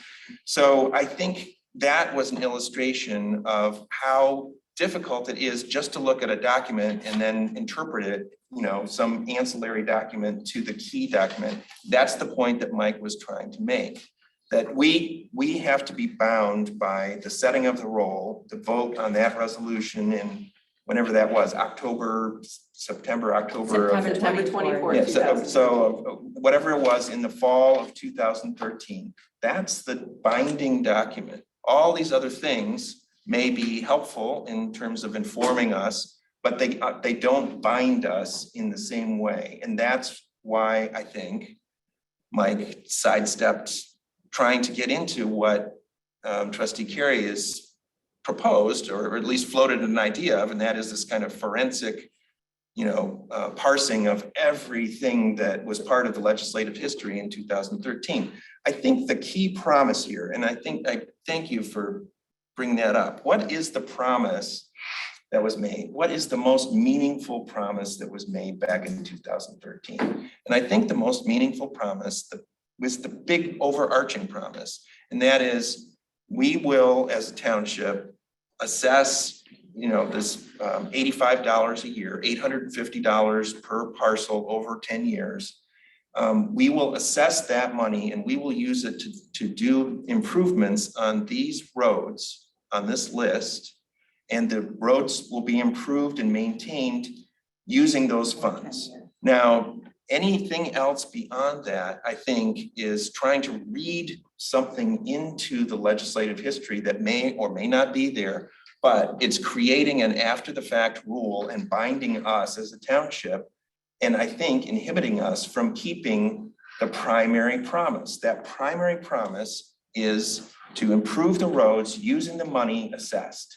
And so I would be opposed to basically saying to the voters, well, we made you this promise, saying to the residents, we made this promise, but now we're at the end of that assessment. We've assessed all of that money, and we are just going to not keep the promise for this $1.6 million of what we assessed, but we're going to turn around and ask you for more money. I think that is, in some ways, the public comments earlier point to the kind of difficulty of grasping that idea. The roads need to be paid for. The roads need to be maintained and improved. There are some road projects that are going to cost more money, like Park Road. And that is going to have to occur. We're going to have to figure out a way to pay for that. Other things like that are going to crop up over time. We need to be responsible as a board, as a township, for meeting those costs. And I don't think that we demonstrate that to the voters by giving back the money that we assessed for that purpose. I recommend, and I would support, using the money that we assessed for the purpose for which it was assessed, spending it to improve roads, and you doing it only on those roads that were on the 2013 list, so that we're staying within the legal bounds that was established by the board back then, and figuring out the revenue, in the time that we have between now and when we use up that money, figuring out how we're going to pay for road improvements going forward, including things like the more expensive road improvements, like Park Road. Jillian is next. Jillian, Jessica, My John. arm is- That was the order. Well, okay, thank you, Jillian. Okay, so first of all, this is what went out to the public. Affidavit of publication, and also there was a letter by law that they did that right, went out to provide continuing maintenance and repair of township local roads over the term of the assessment. So for 10 years, $85. Public hearing notice. Yes, two of them, not just one, two, and then it says that in the letter. So first of all, the problem here is repair of township local roads. So that doesn't say anything about connector roads or collector roads, and only doing collector roads and the rest of the roads not. So that's an issue right there. We promised residents by this going out to them that they're going to have their roads $85 a year. Hey, that's great. So why would anybody show up and object? There were objections. I don't want to say there weren't, there was very few. But hey, I'm getting my local roads taken care of. So that is an issue. Another thing is, the way that they did this, you went through a special assessment for Rose Drive. The way it works is that there's public notices, there's public hearings, then the improvement, what is going to be done, there's engineering, all of that. And then at that last public hearing, the total amount of that SAD, and if there needs to be any amendments because maybe the construction was more or whatever, there's a public notice, that is when the roll is set. So there's money there, it was spent for that improvement. Anything that's left over gets returned. Yeah. You don't keep spending it until it's done. Right. So here's another irregularity with this township wide. It was done improperly. So to keep that money is we're keeping money from people from parcels. It's not the person that benefits, that's the millage. The parcels that were not improved. I just. Clerk Flintoff. Sure. So again, the premise, again, I think we asked too many of the questions to the township attorney, and we didn't give him the legislative history. So I didn't have that at the time. I'm not talking about somebody's note in the margins.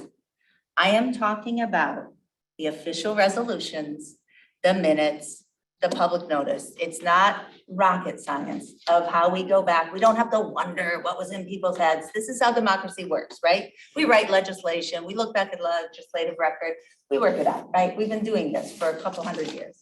So I want to say the main question is, what is the purpose? In a plain reading of the legislative history and the financial records, the purpose was included those roads and 10-year maintenance. That is the plain reading. Nothing. Omier has said, anybody else has said, has changed those absolute facts that that's the purpose. The 10-year maintenance program was everywhere it needed to be. There isn't an error we can look at. I mean, it's almost like we're trying to poke a hole in the case to figure out a way we can keep the money, because it's so obvious. We didn't need to spend $13,000 on Homier to know what the right thing to do was. And I want to say the purpose included the 10-year maintenance program, meaning 10 years of spending. Please, everybody, so I don't lose my mind, look up there and tell me if that equals 10. Are those 10 years? Because I'm so tired of hearing if it's 10 years or not. We expended funds in 14, 15, 16, 17, 18, 19, 20, 21, 22, and 23. Does that equal 10? That equals 10. So we're in the final year. No, Will. Yeah, that's the final year, 23. Will, it is we've expended money in fiscal year 13, 14, 14, 15. Hey, look, I'm just looking at your thing up there and it's 10 years and we're in the final year. So those are fiscal years. What I'm saying is we have spent for 10 spring times already. We've already spent. Yeah, but in construction seasons, we're in the final year. Will, I'm saying. That's correct, Jessica. So It's stop. not in the statute. Stop. Okay, so all I'm saying is we've had 10 full years of expenditures. So in accounting, From this. in accounting terms, we're in our 11th year is what you're saying? But in real years, where you do work on improving No. roads, we're in our 10th year. Money was even spent in March of So 2018. anyways, I'm just trying to give you guys the facts, because I think that this whole process has been such a radical waste of time to go back and raise all these questions that aren't questions. So John, go John, your turn. So I'm prepared to put forth a motion that is not really what I want, but it's a compromise that I can live with. I'm okay with doing what Hathaway says and keeping that for the 2013 list.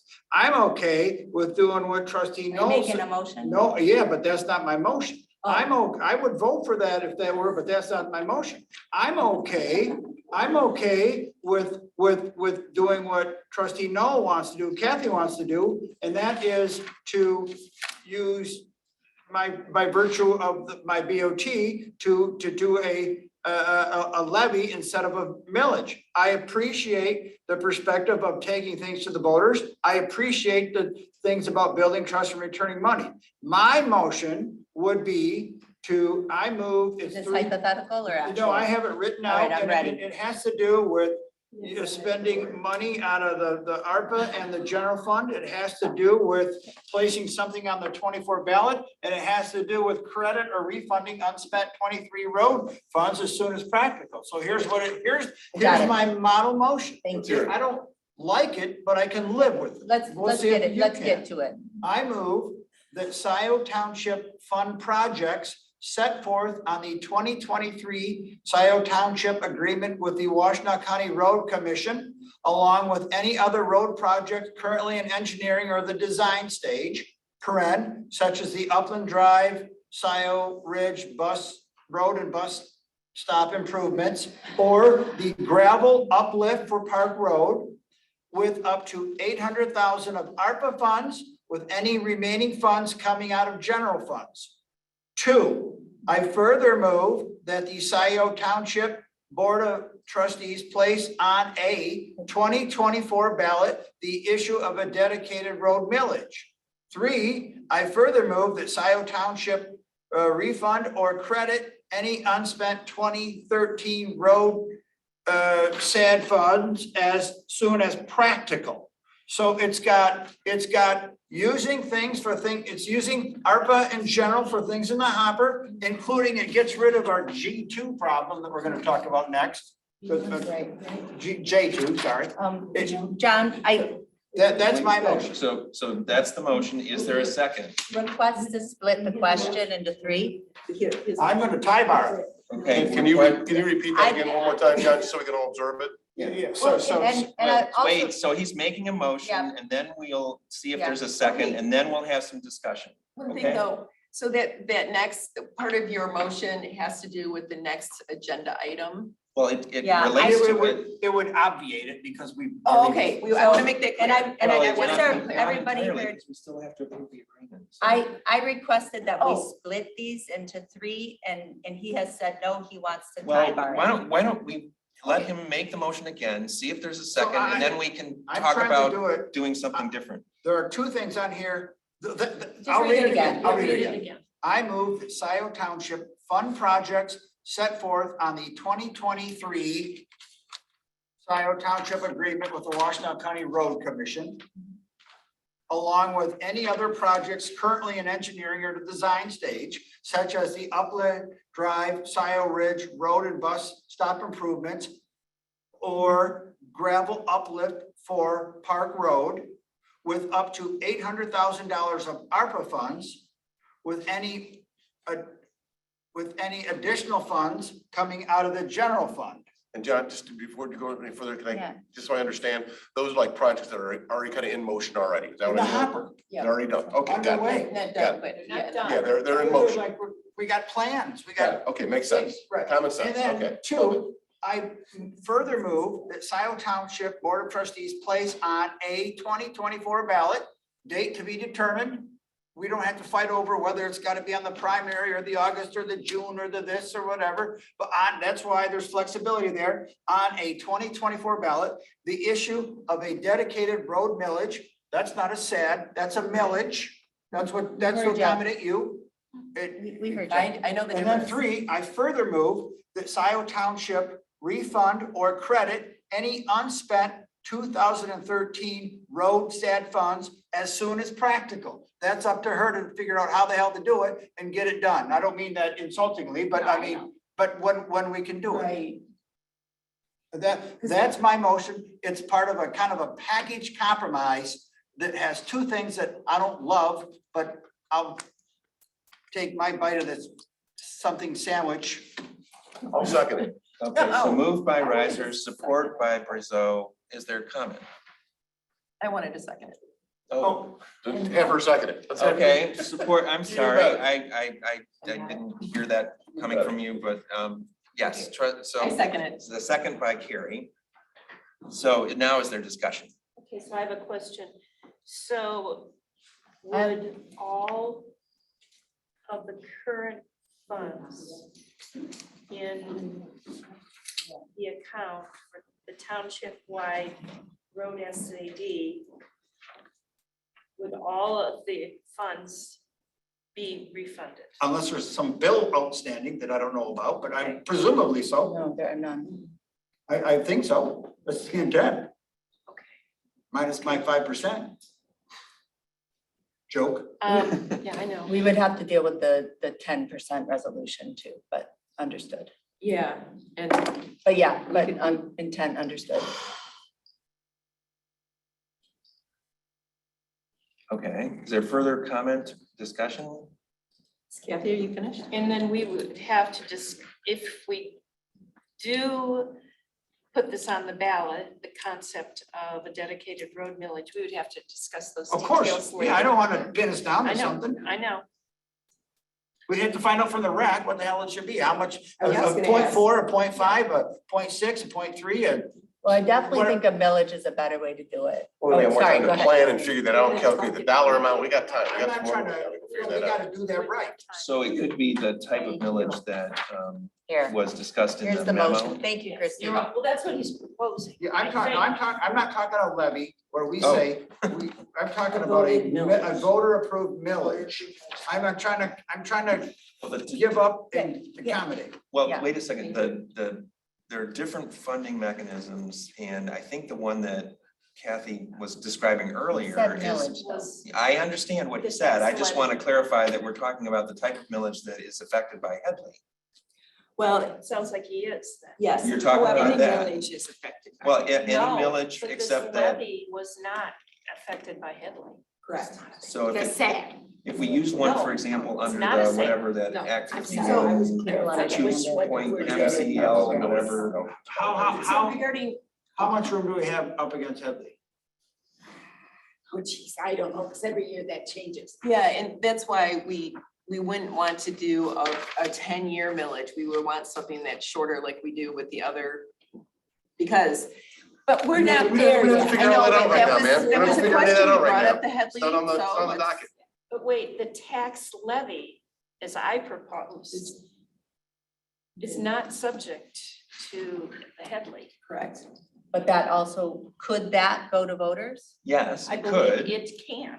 just like the fire SAD Yeah. is going to the But, voters. but I would say what I don't like about it, because I'm happy to take on that. I think the township can take it on for fire because we have a strong fire chief, you know, a lot of faith in him. I don't think that we have the capacity, Kathy, quite honestly, whether it's voted or not, to do that annual adjustment. We don't even have the, what's the list? Yes, we Why? do. We've done it for I years. think we do. Yes, So, we do. so, but the, I'm sorry, the list, The the mechanics tier Stack list, rank list? yeah, the stacked rank Stack rank. No, but Staff that's rank. not, list. I know, but Kathy, there's so much that we A lot to would it. need to do to like administer that hearing each year and It's things. It's not that other heavy a lift. townships do it. They're making a mountain out of a molehill, Jessica. No, you have, You there think there it's has not to a be a big public deal? hearing every year with Public Okay, Act 51. okay. Okay, But- no, I'm listening. The county road commission would be involved every year. We would have the potential to adjust the number every year. I mean, So that's true. there are Okay. checks and balances with that. You know what? Yeah, How about okay. this? Because we don't know. I mean, we've Do studied you need some. more information? Yeah, This is and So this- why don't we put this down is one or where the I'm- other, I'm- but as long as it goes to Yeah. a vote. There you go. That would be A okay. millage or a levy. There you go. Okay, Okay. To be so determined. is that Millage a or levy? friendly, is that a, A dedicated road millage or levy? Yeah. Sure. okay, There you go. Yeah, Call it tax levy. so hold on, let me make sure I get this right, because if we okay? can go for a vote for That that the one. board, I move that the board, let's say The Place place on on a- a. the issue of a dedicated road millage or levy. Yeah, it's just simple. It's just the add or whole- levy. Or whole levy. Dedicated road millage Or levy. or levy. Friendly amendment, riser and carry? Yes. Voted levy. It says place on the ballot. so Okay, it's on that's the what- ballot. Okay, sorry, I didn't hear that Yeah, part. and Yeah. you have a copy in front of you too. Thank you, Yeah, Christie. Okay, so I have another suggested clarification. I don't like the mushy language in number 1 regarding scope, John, and I'm wondering how we can tighten it up. I mean, so first of all, we're saying yes to everything on the road commission contract. So I want to hear somebody's informed opinion about that. I know Donna's expressed that, you know, we typically prioritize. But of more concern, and let's start here, is along with any other road projects currently in engineering or design stage.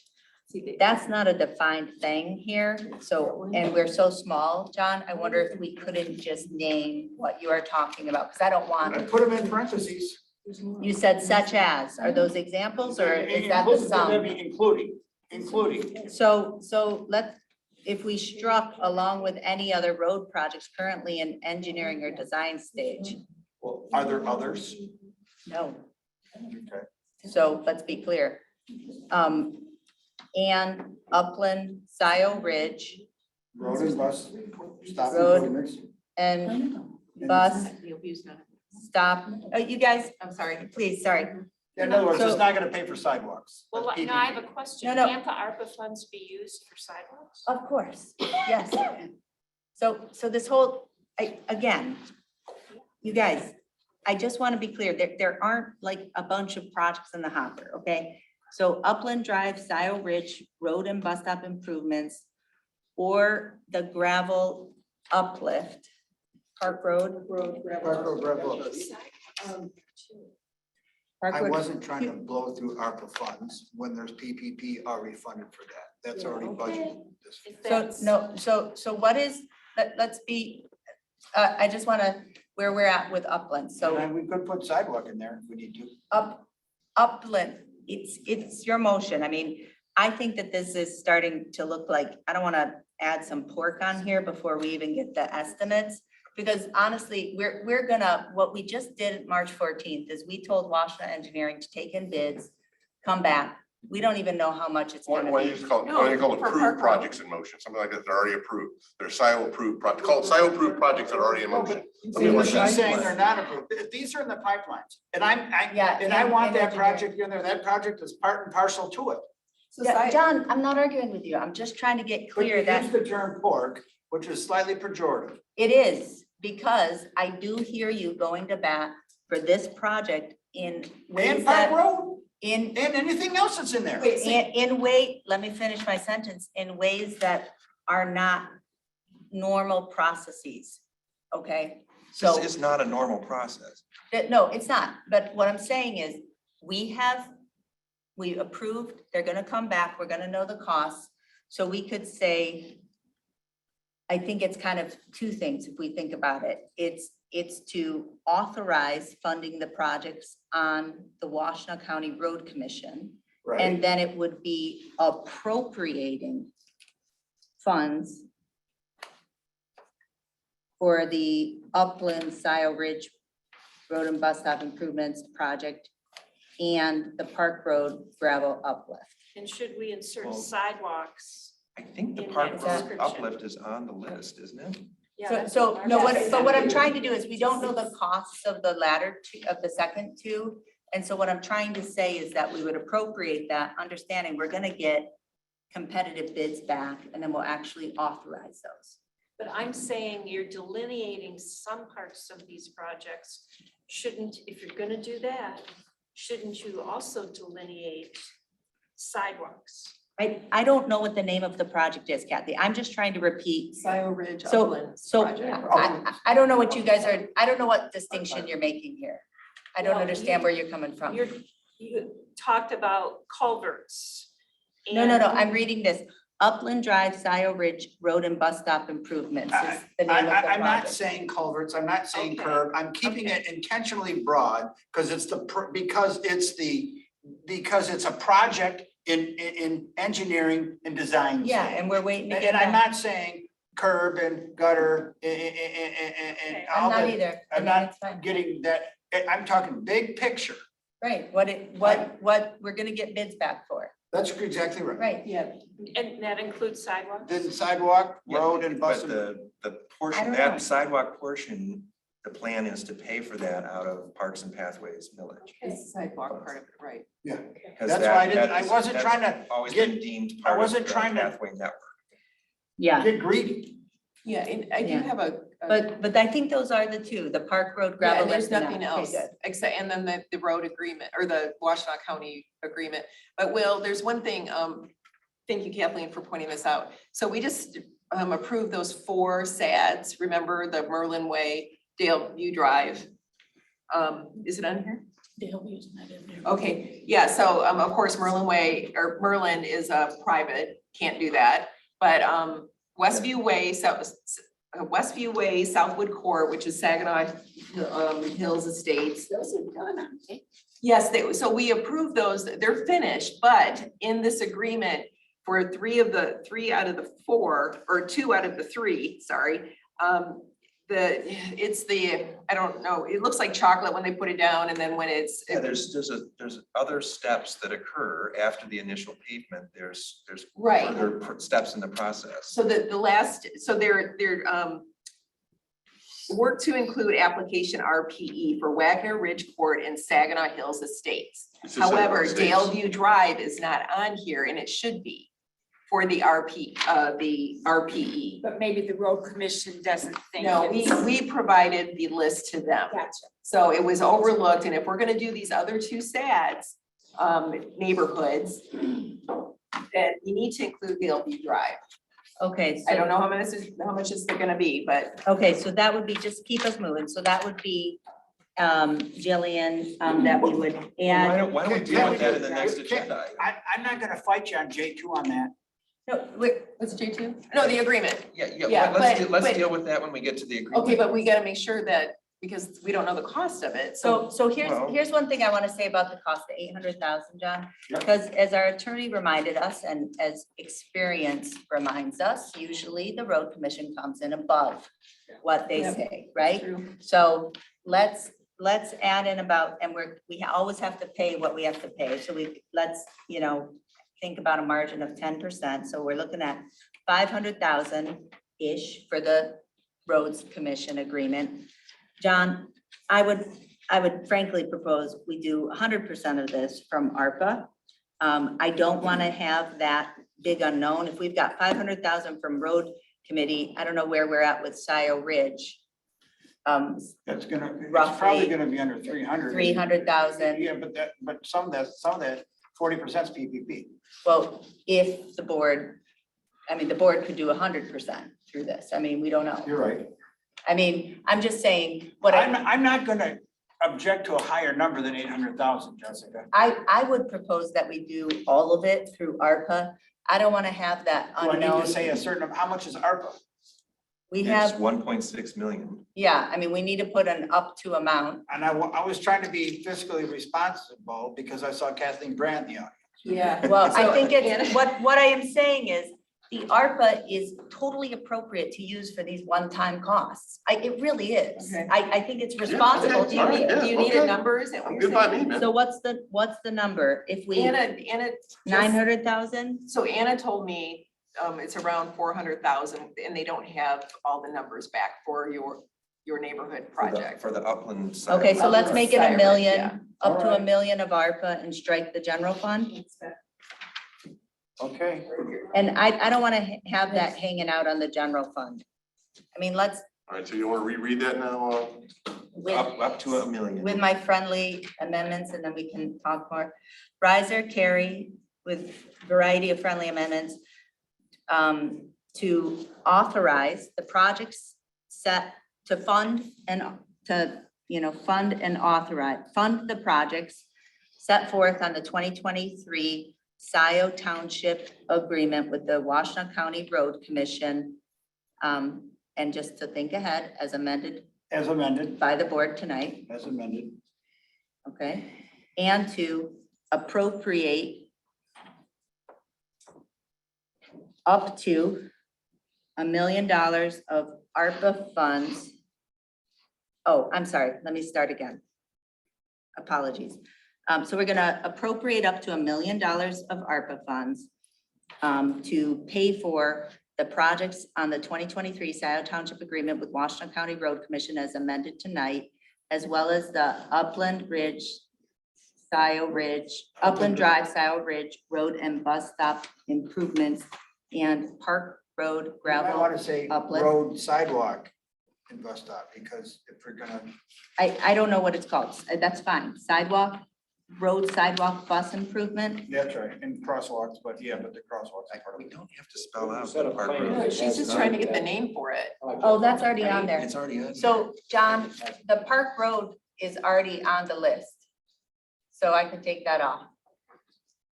Or not? What was your thinking? To make sure that gravel uplift gets Yeah, done. that's in there, Yeah. in the agreement, so Then that would be. if we don't spend it, we don't spend it, we'll have the money. I still want it on there, Okay. just in case. All right, put it at, it's, Well, yeah, you do have a point. That was the one road that was never done at all. Right. Okay, Okay. gotcha. So it'll be 100% through ARPA funds up to $1 million. Further move that the Scio Township Board place, Place on a 224. Yeah. 2024. yeah, or, yeah, 2024 place ballot. a 2024 ballot, place on a 2024 ballot the issue of a dedicated road millage or levy, True. and that we credit or refund any unspent 2013 road SAD funds as soon as practical. Practical. Refund as a tax credit, or how do you say it? A refund? You said a I refund. think you should say just credit. Credit, yeah, it's Yeah, not a credit. Okay, refund. then get rid of credit. Yeah, credit, I was trying to get flexibility. yeah. Well, but to sit and type. Okay. So, All right, Or credit, just I would support that. credit, Yeah. and strike or refund. so that is, all of this is friendly to both the maker of the motion and the seconder of the The motion? seconder, yeah. And I would just say, I'd be a little, I wanna just say, we have to have a good process for developing what the question will be. And I want to rely on the Roads Advisory Committee and whoever wants to join it and reform it and do whatever to come up with that. But no surprises, nobody comes to the table suddenly with a millage question for the board, okay? Yeah, and a plan for what roads. A and everything real else, yeah. plan, a real grown-up plan. If we want it to pass, we owe that to the. Amen. I Yeah, we're know, not doing this a second time. I think it's the answer, Yeah. right? Okay, so, are we ready to call the roll on this motion? Yes. Okay, please call the roll. Palmer, Yes. Flintoff, yes, Brazo. Yes. Carrie, Yes. Noel, Yes. Riser, Yes. Hathaway. Yes. Motion passes unanimously. Work together. Wow, I love that. It's a good compromise. Well, it's a compromise. Okay, moving forward. All right, so item J2 Oh. is the, and I think this is related, this is the Washtenaw County Roads Commission agreement for improved projects. Now, we have solved the funding of it, but we still need to approve agreeing to it. So could we add Daleview for the RP? Well, I think that Is that is, we possible? sort of allowed ourselves the possibility for that, but I guess, you know, could we make a motion that allows for that to happen, but finds out why it isn't on there? I mean, maybe there's a reason why it's not I on there. think it was overlooked because Say the name of the street again. Daleview. They just paved. Yeah, They It's- along. It seems like it should get the same Yeah, treatment as she's the other absolutely right. fresh Well, in this pavements. chocolate looking stuff. it's So I would move the original. model motion with a, let's, I'm gonna add Dale with it. I'm gonna move the model motion with the addition of adding Daleview under 19 with the cost TBD or not to exceed a certain amount, whatever the wish of this body is. Oh, I think we've Yeah, and it allowed should enough be- money to cover the cost of these projects. And it's, So here's what I suggest: approve the attached agreement as amended, adding Dale, with Dale View, and then to be funded with, and I want to be clear with everybody for the record here, by funding it with ARPA funding, we're not paying the road commission with the ARPA funding, right? We move the operating costs, free up the fund balance, and reimburse with ARPA. Okay, I want to be clear on the record. So that will mean that at some point, there will be a series of Budget amendments. budget amendments related to this, because we'll be paying this out of. General fund. Operating expenses. Exactly. And then replacing those funds with ARPA. Right, which is what our auditors That's been recommending. It'll seem more complicated than it needs to be, because it is more complicated than it needs to be. But it simplifies things down the road, so we avoid other administrative burdens. So, That's my motion with the 19 Dale View. we've gotta make sure that, because there's a private Dale View, and we, just to be clear for, and not that the road commission would do it, but just for everybody, The yeah. Public portion of Dale View. So, yes, The yes, public portion of Dale that View. was just repaved. That way we can keep track of. I didn't know there was a private Dale View. Where's that? Yeah, it's kind of, you have to go north. Support. It continues around. You've been on, I you've been on almost- Dale View. Support. Say no, I considered a 20. All right. Support. So Riser is moved, support by Flintoff. Is there any further discussion of the motion? On J2. Seeing none, please call the roll. Palmer, Yes. Flintoff, yes, Brazeau, Yes. Carrie, Yes. Noel, Yes. Riser, Yes. Hathaway, Yes. motion passes. We are at 11 o'clock, I believe. Oh, no, we're not. We're at 10:57. So, Motion to continue. well, we can continue with item J4, which is decline responsibility for Heritage Village wastewater utility system. I would move the model motion. So the model motion is to adopt the attached resolution declining responsibility for the Heritage Village wastewater treatment facility. So moved by Riser, support by Brazeau. Is there any further discussion of this item before we call the roll? I would just like to say for the record, to the planning commission, I never want to see one of these again, insofar as we can control that. And to our master plan, I would suggest that we look at revising it.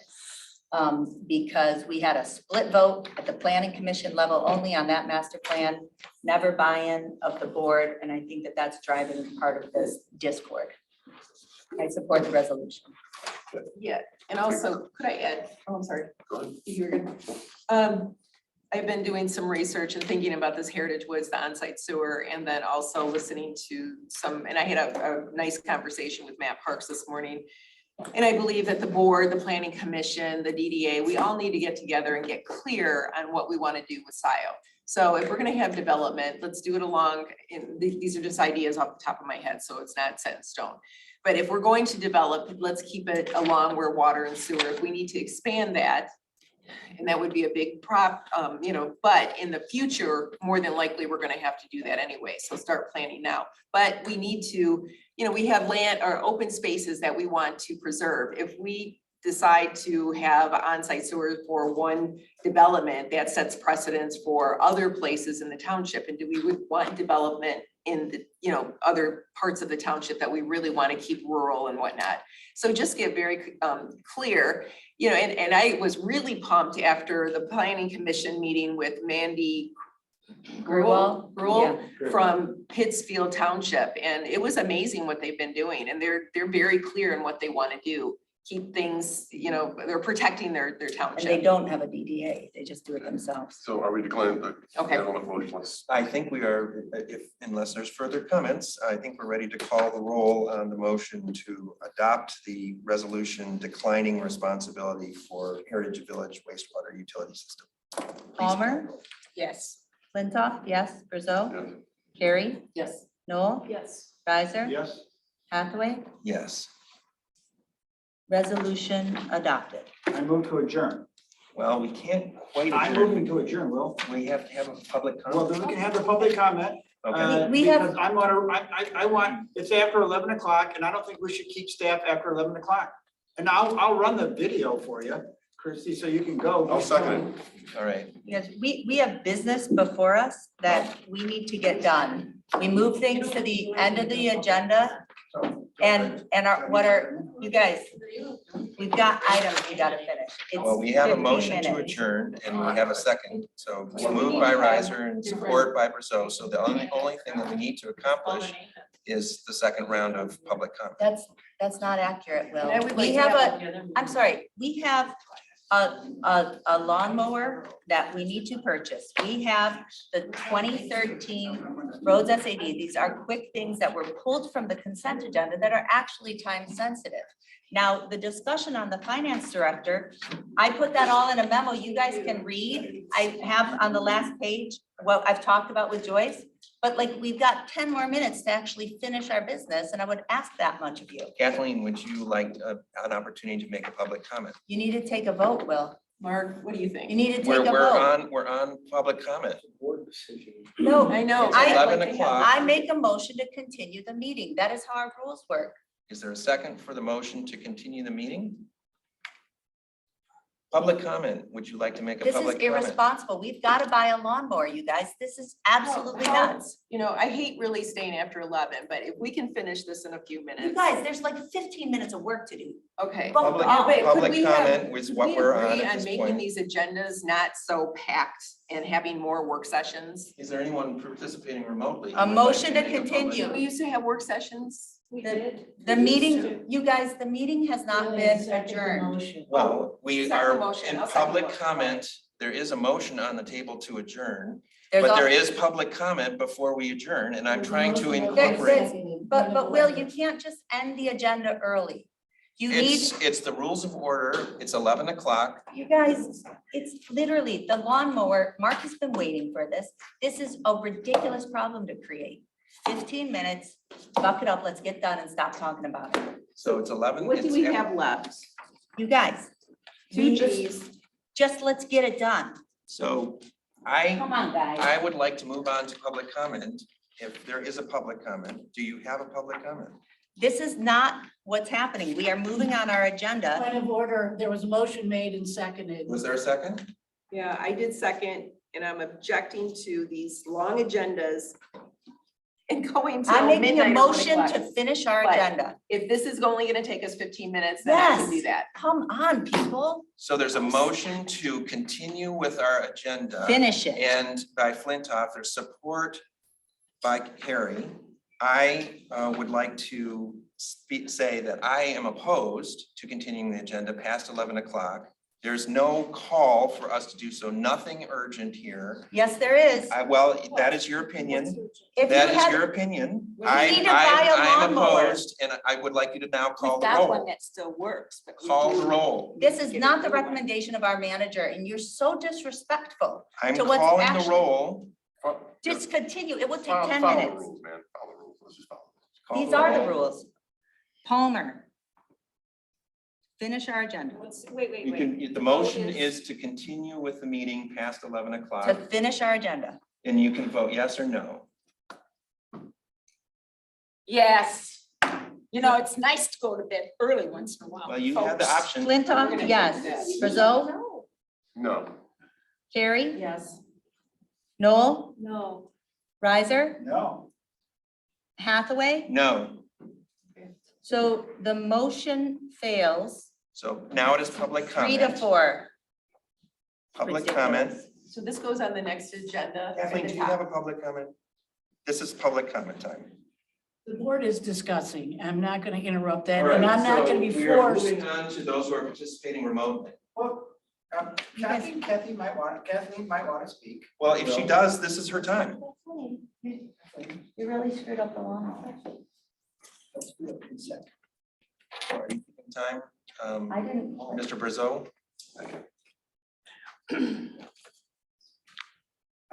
Kathleen, you're gonna go, and I see Pat's got her hand up. You guys want electric vehicles and to go to bed at 11. The entitlement is remarkable. Entitlement to go to bed at 11? 4 hour I'm just meetings, saying, entitlement? killing a Please, it's lawnmower Kathleen's for- turn. It's Sorry. Kathleen's turn. Sure. Point of order, you never voted on adjourning, so, Not yet. yeah, so anyway, my public comment. This is for the board and for the public. Does anyone challenge the fact that the board has never discussed nor approved Mike Homier as attorney for the Flintoff litigation? Anybody challenge that fact? You don't challenge it, you said the same thing. It's a fact that this board has never discussed nor approved Mike Homier as attorney for the Flintoff litigation. I believe it was a false statement to say that there was urgency in Mr. Hathaway unilaterally hiring Mr. Homier. It is a fact. It was never discussed by this board, never approved. Okay. Another thing. Has this board ever discussed a compromise or resolution of the Flintoff litigation prior to court proceedings? Have you ever discussed that? Does anybody care how much this case is costing? Anybody? And let's go on the record. That the attorney that is representing the township early in his engagement with Scio Township said to this board and all the public that the more dysfunctional you are, the board, the more money I make. Is it not obvious that this attorney has no motivation to get this board to work together? It is against his own statement that he wishes to make money off of us. Is that not a conflict? At what point do you recognize that Mr. Homey has a business model to give you bad information for litigation so that he can therefore defend? So Yeah. I am totally disgusted that you ignore these things in saying, well, the case is already gone. But it's a fact. This board never discussed it. Thank you. Thank you, Kathleen, and I saw Pat's time. Okay, can you unmute? Can you hear me? Yes, ma'am. Hi, Pat. Hi. So, you know, there are more involved in this meeting than just you who sit around this table and make decisions Right. that are supposed to be in the best interest of the residents of Scio. You're not doing that. You are not doing that. A majority of you are only thinking of how to get the hell out of that room before 11 o'clock. I'm appalled at the way you treat each other, especially you, Mr. Hathaway. No surprise there. How you totally ignored the clerk tonight when she asked to continue. Totally ignored and went right to adjourning. It was all planned out. You I'll can adjourn tell. and then you adjourn. You can tell. Just, yep. Must have been Riser's turn to say adjourn and for Hathaway to say yes. It's just appalling, absolutely appalling. When will you grow up and start behaving like adults and behaving responsibly? That's all I have for tonight. Is there anyone else? Yes, I will ask Jonathan to unmute and speak, please, and thank you. Yeah, I want to point out, first of all, I was able to unmute this entire time and I didn't. And you got to understand how hard it was for me to resist interrupting your meeting. You people, not all you people, but you people, Jesus, unbelievable. I think whomever said the level of entitlement in this group is off the charts. Donna with her ongoing moralizing, but only towards Jessica. Will with his ongoing, I want it this way, planned out, it's all going to happen my way. You know, Mark, you don't show up for weeks on end and then you do. And I don't know. And John, I mean, man, what got into you tonight? Do you have to yell all the time? We can hear you. I mean, I appreciate this compromise you came up with, but I mean, it's just like the way that you all talk to each other and talk over and moralize and conflate and try to, you know, drive wedges. It's just it's really shameful, and I can't help but wonder why I continue to watch this shit show. Nothing's going to, I'm not done. I'm done. Nothing's going to change until Will is no longer sitting in that seat. That needs to be the township's goal. That's what Scio Township residents need to focus on in the upcoming weeks, the upcoming months, for the next 2 years. Will needs to go, and Donna, you need to retire about a decade ago, at least long before they started using, I'm sorry, what was that figure, Donna? Aren't you supposed to sit there and behave yourself? You're an elected official. And I am retiring. I am Yeah, not running again. I'm speaking now and you're interrupting me. I'll take more time, thank you. Donna, your moralizing and judgmental language only towards one person on this board is embarrassing. You should have left when they started using spreadsheets and you couldn't figure it out. Good night, everybody. Rob Pattinson, you're up. If you could unmute and give us your public comment, please. I have far too much to say to do it civilly. I will have to write this to you. I cannot believe that we have a new board, and we went through this 2 years ago with this incredibly embarrassing behavior, and now we're back there again. And Will Hathaway, you were on your better behavior for a little while when Reiser and Brazeau came on, and now you're back to your dirty tricks. And to do this, is your new township manager still in the room? No, Do this the night that you're hiring your new township manager.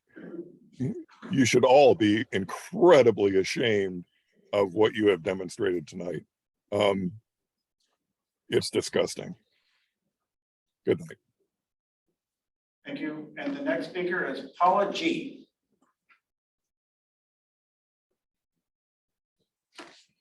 If you want to speak. Yeah, good evening. And I just want to say that Myers and all the businesses right at the corner of Jackson have increased the traffic and do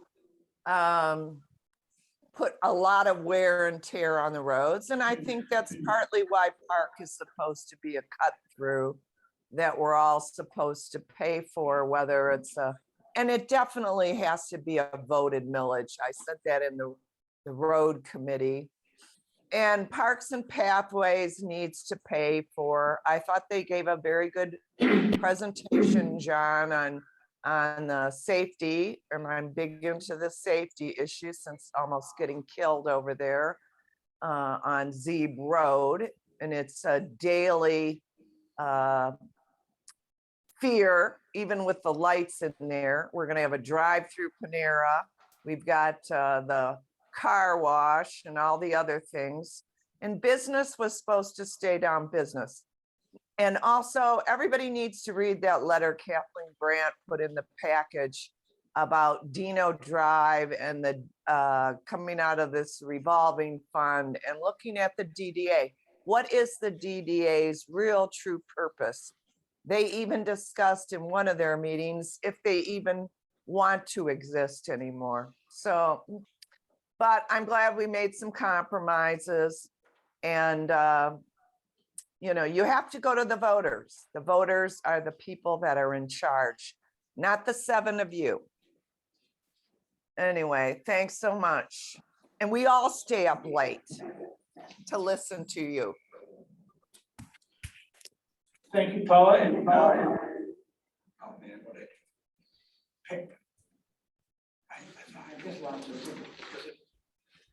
Boyd? And Boyd? Yes, I can unmute. Oh, thank you. Thank you. You don't need me to click it.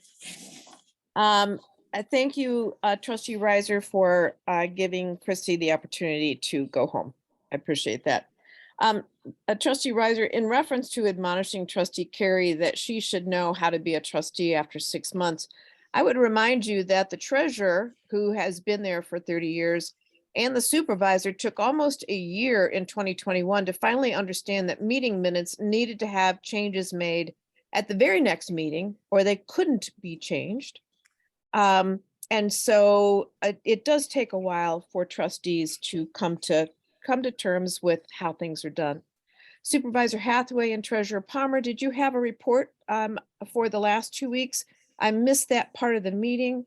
If no report, I take it you were on vacation for that time period.